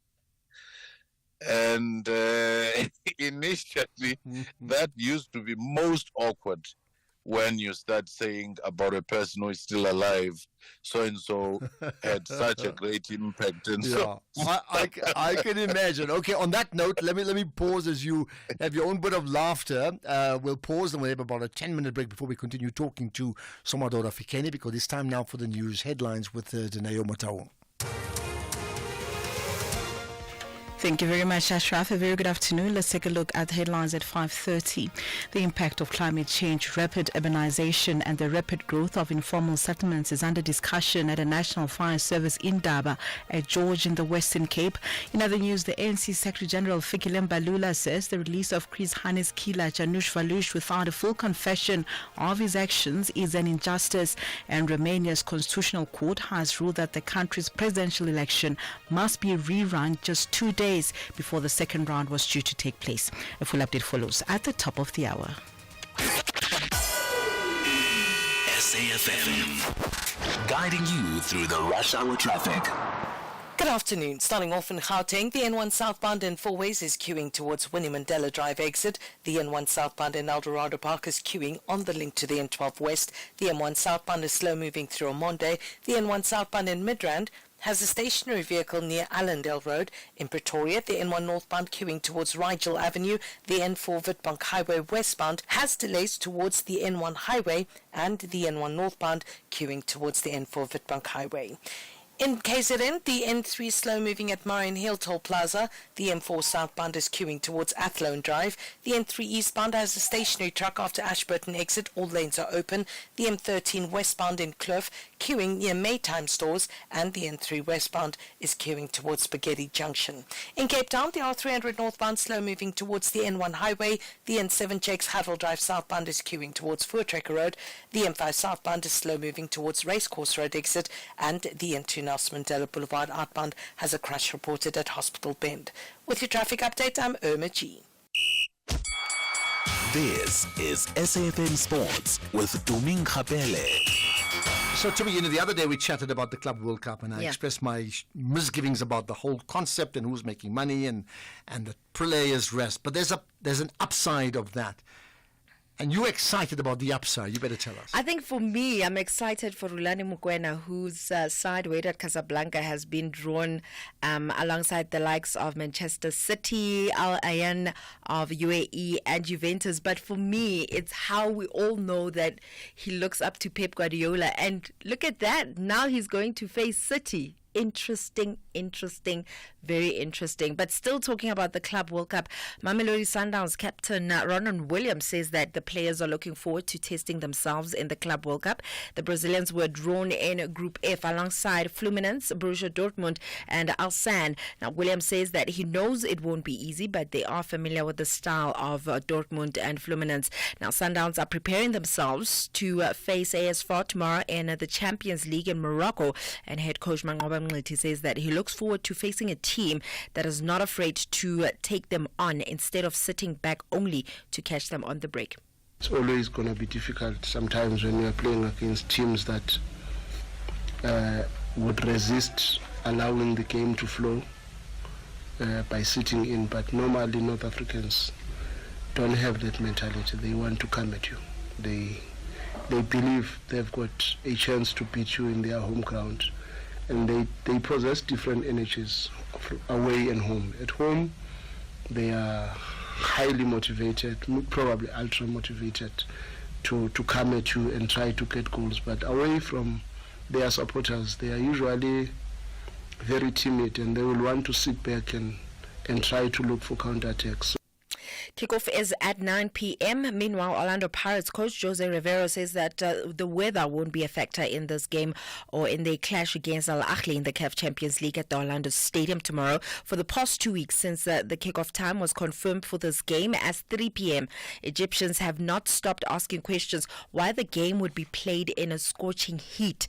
And according to the weather forecast, at kickoff tomorrow, it will be 35 degrees Celsius. But Pirates coach Rivero says that he does not see this as an advantage. Well, I think they're used to the heat in Cairo, if I'm not wrong. So I think it's going to be tough for both teams to play 3 o'clock. It's going to be 34, 35 tomorrow here in Orlando at that time. So I at some point both teams will get affected. We're going to play the game with the same conditions, Ali and ourselves, so it will never be an excuse for anyone, no matter what happened there. It's football. Football is played outdoor in different conditions, raining, not raining, with different balls, with wind, without wind. So when you want to win games consistently, you must get adapted to the situation. Orlando will do it, Pirates will do it, and Ali is used to playing every possible scenario. They're not going to be cut by the fact that tomorrow is going to be a hot day. No? Meanwhile, Stellenbosch FC have been boosted by the return of Fawaz Bazadine for Sunday's CAF Confederation Cup match against the RSB Berkane on Sunday.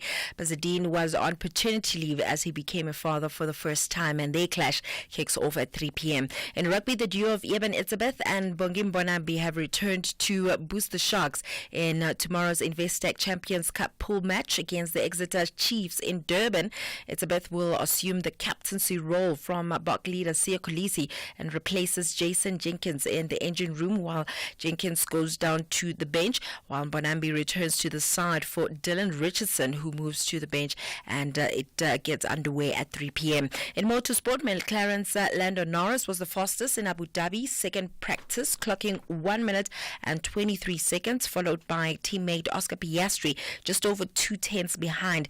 Nico Hülkenberg is third in Haas, and Carlos Sainz ends his hour in fourth place, while Ferrari's Charles Leclerc was given a 10-place grid penalty because Ferrari were forced to fit a new battery pack to Leclerc's car, taking them beyond their permitted allowance for the season. Obviously, a major blow for Ferrari, who trail McLaren by 21 points in the Constructors' Championship with a maximum of 44 points available. Finally, runners who were left frustrated after the entries for the 2025 Comrades Marathon were closed last Monday, they can breathe a sigh of relief after they were reopened for this weekend only. As a result, a limited number of 1,000 entries will be made available on a first-come, first-served basis. The second entry will close at midnight on Monday, or as soon as the entry cap of 1,000 is reached, whichever one comes first. With that said, it is a wrap from my side. So what's your weekend plans? Watching football and also working. Working football, watching football. Working not playing football. Working football. Okay, well, yeah, let's see. Working football, watching football. Interesting one indeed. Just by the way, I might just end with this very, very quickly. Did you see, we spoke about Lewis Hamilton yesterday, and I haven't read the full piece, but he said that, he's moved, as you mentioned, he's moved to Ferrari, and he mentioned that the way he engineered the move was done very, very poorly. Did you read that? And he's apologized for that. Not about the moving, but the way the communication around it. Maybe just check it out, and so will the whole country. An interesting thought indeed about the brand communication and how it impacts on your move to another club or another racing team in this case. Yeah. Well, that's sport for today, for next week, until next week, that is, of course. After registering wins in their Group C opening matches, the Buccaneers and the Red Devils now meet each other. The South tackles the North. This is the Total Energies CAF Champions League. Witness the incredible flavor of African football. Orlando Pirates versus Al Ahly this Saturday, 7 December at 2:30 p.m. Live on SABC3 and SABC radio stations at 3 p.m. Also available everywhere for everyone. Always on SABC Plus and SABCSport.com. Proudly brought to you by SABC Sport.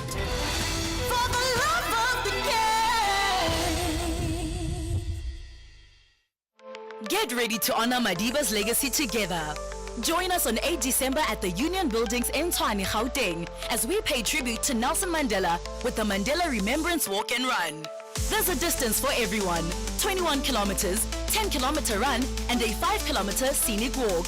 Enjoy loads of entertainment and plenty of fun for the kids. If you can't be there in person, you can participate from wherever you are, uniting with thousands around the country to honor Nelson Mandela's vision of unity, equality, and a just society. All proceeds will support the Nelson Mandela Foundation. Register now at mandelawalkandrun.com. Let's come together to remember Madiba.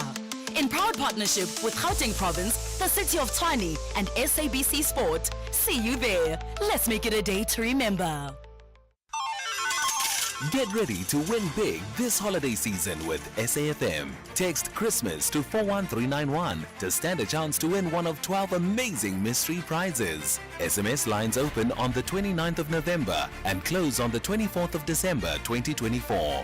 Winners will be announced between the 26th and the 31st of December. Each SMS costs R1.50, so hurry up and send your entries now. Terms and conditions apply.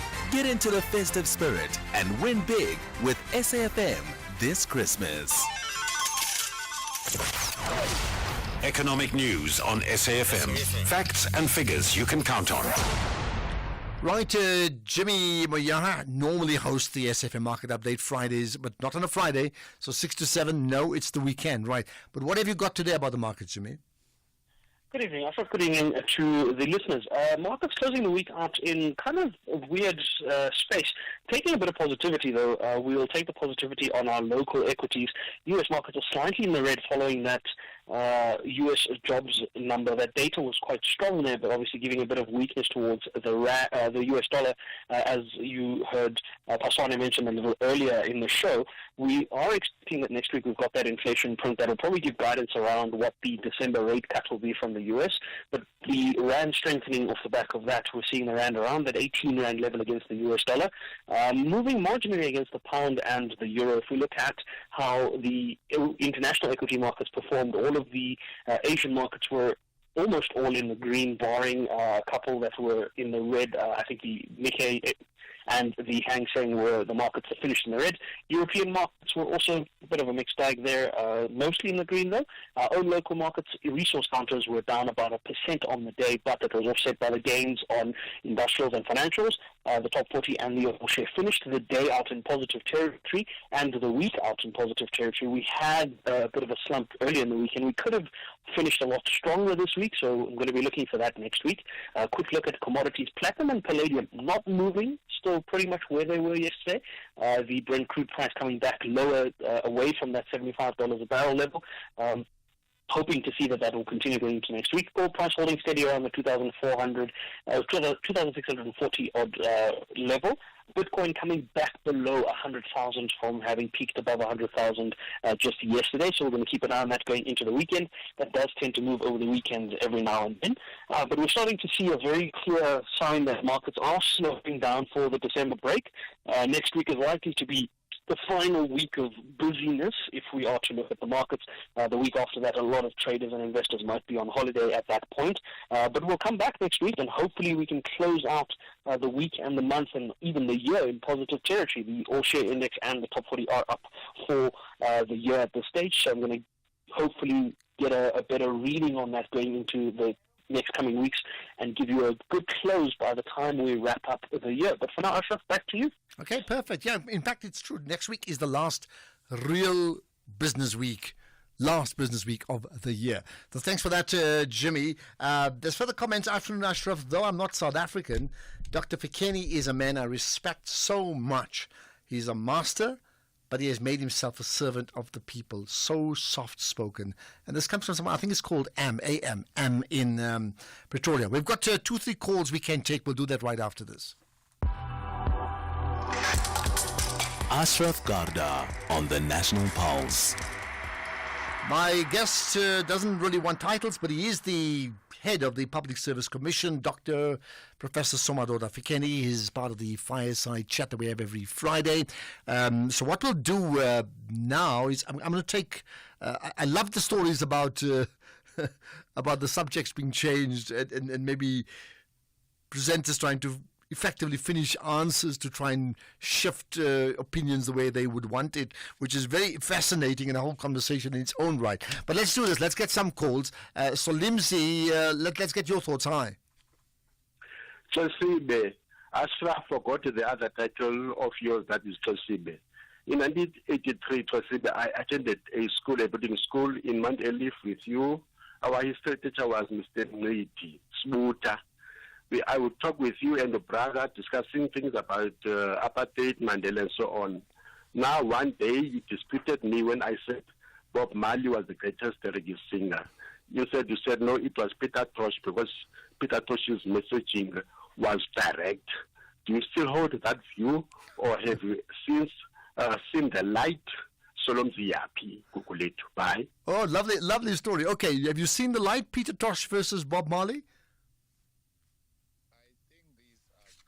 Giants of the Rastafarian movement who shaped the world, and I no longer make them to compete.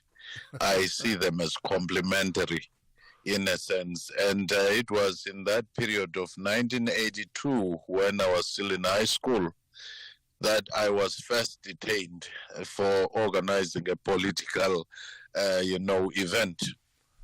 And so I was an activist even then. When I went to University of Transkei, I was in and out of prison, but my sport was boxing. And I went on to become an amateur boxer, a manager, and a coach of Unitra Boxing Club. Okay, Yes. wow. Well, that's like in the shadow or in the line of Mandela anyway. But I didn't know you had an interest in music and Rastafari music in particular. And I think many of us actually came from those generations because it was protest music. We got hooked onto it in many ways, right?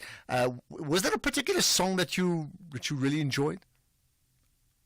I think the one of One Love and also Get Up, Stand Up, those are some of the songs from the Rastafarian movement. But my music love is quite eclectic and is quite vast. And in addition to the African music, the Indian pan flute music just took my soul each time I went to those parts of the world. And of course, Malaika and Kiswahili and several other songs that one would think of. I cannot avoid mentioning the one of Diosoga, Reverend Diosoga, which is Liza Lisitinga Lako, Fulfill Thy Promise, which he penned when he was returning back from abroad. Okay, wow, that is so fascinating. To Cape Town we go. Tando, you have a thought. Hi. Yeah, greetings, Brother Ashraf. How are you? I'm good indeed. Go ahead. Yes, I greet also the professor there. My one highlight to Father Professor Somado Dafikeni when he was an analyst in Let's Talk Sekulume with Kolani Kwala in SABC 1. That's when I was introduced to him and his analysis. One thing I want to ask him, can you do me a favor, comment on Father Robert Mangaliso Sobukwe as this is his birth month? And once more, can he please come to Umshobwenene on Umkolo to that is Prema God at Japan? Okay, got that, right? So there you are, another fan of yours, right? Sobukwe, quick one-liner? Yes.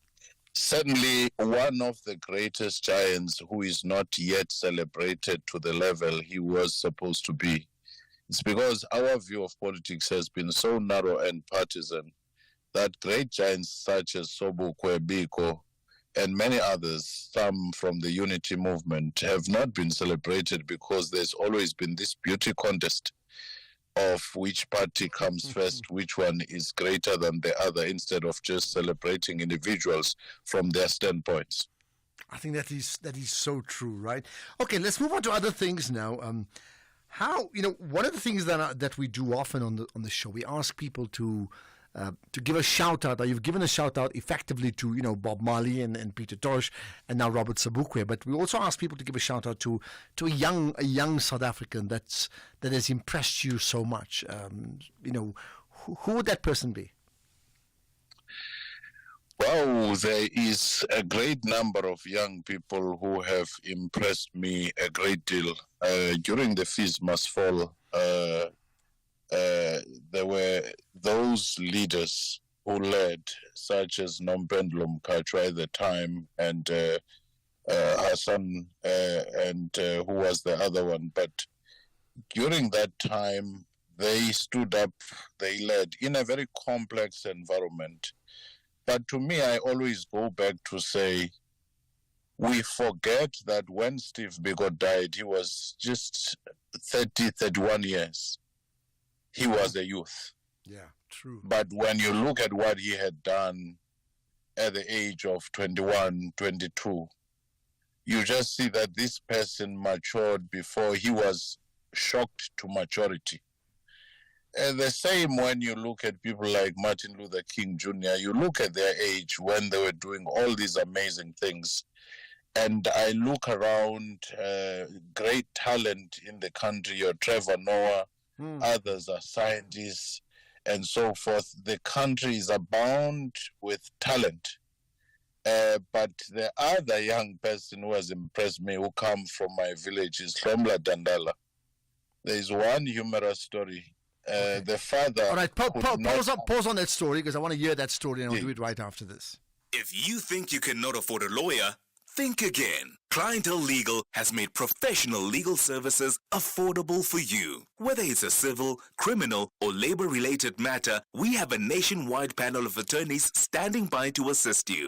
SMS SAFM to 32195. That's SAFM to 32195 and we'll call you back. Clientele General is a licensed non-life insurer and an authorized FSP. Standard rates and terms and conditions apply. A festive season to remember will be witnessed at the JB Marks Oval between the Proteas and the English. What a summer without cricket!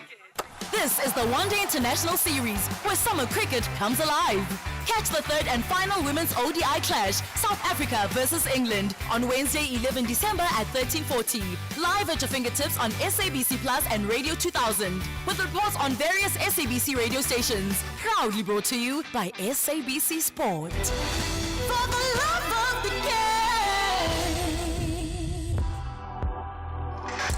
You are listening to the National Pulse with Ashraf Garda. Oh, I wish we had 10 hours. We don't. We've got 7 minutes or so more to go with Somadora Fikeni. Right.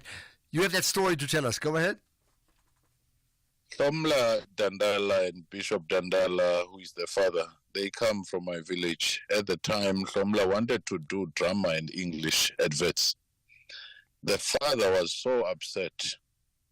He invited me to come and resolve this matter because he said, I cannot spend so much money when you know that priests don't get that much for a child to just go and do skits or play. He must do accounting and so forth. So I came in and tried to reason and so forth and say, no, some skills of the future. And when I said, let's allow him to do what he wants to do, because you may force him to do accounting and he goes there to prove the point and fail it. And I've seen it. And when we look back now, we sort of laugh at some of these instances because he was so animated. He said, are you also joining him in thinking this way and so forth? So I would like to say to parents, don't try to make any of your children to be in your image. Let them grow and find their own path, their own calling, but let them be the best of what they would want to be in that space. As Martin Luther King Jr. said, even if you're a sweeper, just be the best in what you are doing so that people will say before and after there was once a person in this space. Yeah, true. So what about you? And we've got 5 minutes, so I'm going to rush this. When you were growing up, I mean, what is your plan and dream? Has that all materialized, or did you detour? There were many detours. When I was young, I looked at public servants working in the post office, carrying those briefcases, wearing suits, and I said, this would be the best thing I would be. Mm-hmm. And when I got to the university, my parents had persuaded me to do law at the University of Transkei. But when I was told that you have to practice or you have to interpret law within the confines of apartheid law, I quietly deregistered and went to do political science. Mm-hmm. And each time my parents introduced me, they said, this is the one who's going to be a lawyer. Not knowing that I've long changed the plan. How did they finally discover that the lawyer was being unlawful, if I can say that? It was too late at the time. I was just passing my subjects and so forth. They were excited. Remember that they had not gone to the university. So whatever I was trying to explain to them and say it will evolve to law, this is a foundation. So it was the noble lie that I presented to them so that I do what I was passionate about. At the time, UDF had just been formed, COSATU was being formed, the liberation struggle was at its peak. And now here was a subject which says, here and now, understand and analyze this thing. So I was fascinated by that. Well, absolutely. So, very quickly, I mean, what's unfinished business for you now? What do you still want to do? My heart is still on trying to facilitate and help South Africa realize its potential. And also, I'm fascinated by technology like drone cameras, like photography, which is what I've done in the College of Photography as well. So my other side is very much drawn into sciences, astrophysics, and so forth, besides the political science and the Public Service Commission. Okay, so there's like almost nothing you don't do, right? Well, I'm going to ask you now to recommend one book, 2 or 3, if you're up for it, but just without much explanation because we don't have much time. Just 3 books you suggest we read. The classical Long Walk to Freedom. If you go back to Alvin Toffler, The Future Shock and Third Wave, the insights he gave for the 21st century when he was writing literally decades before that came. And I'm currently reading The Fluke by Klass, which talks about how chaos and random events shape the world, besides the trends that we understand and analyze. But there are many, many other books one can recommend, Decolonizing the Mind by Ngugi wa Thiong'o, and many others. Well, I'll tell you what, if you can WhatsApp it to me later on. I will gladly tweet it out, because you're not on Twitter any longer. I know that, right? Unless something's happened. Yeah.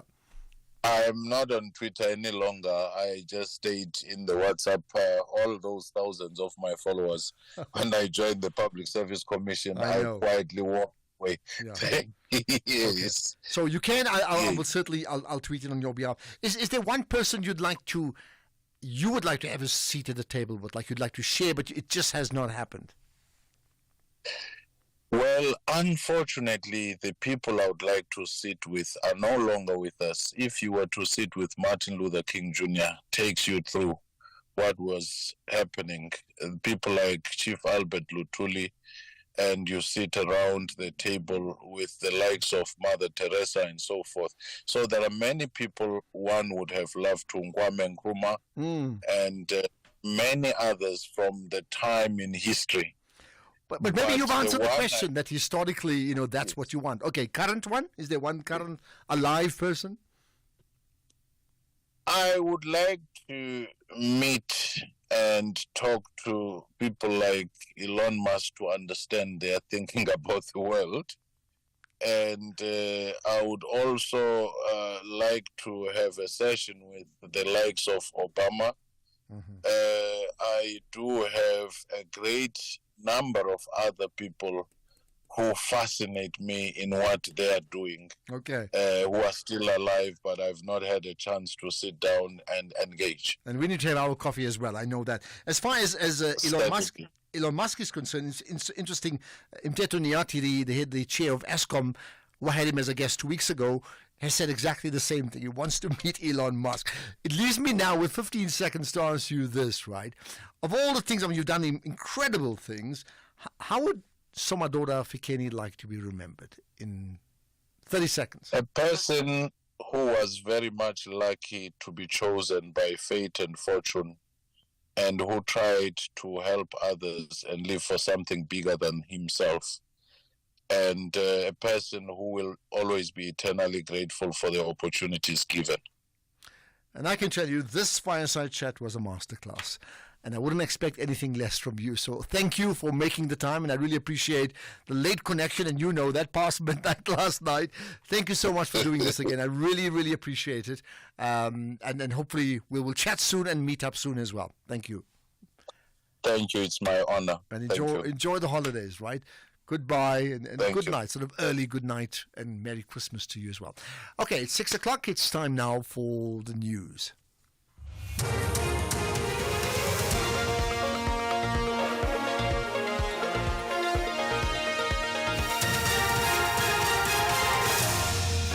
Top stories: National Fire Service Indaba underway and Romanian court orders election redo.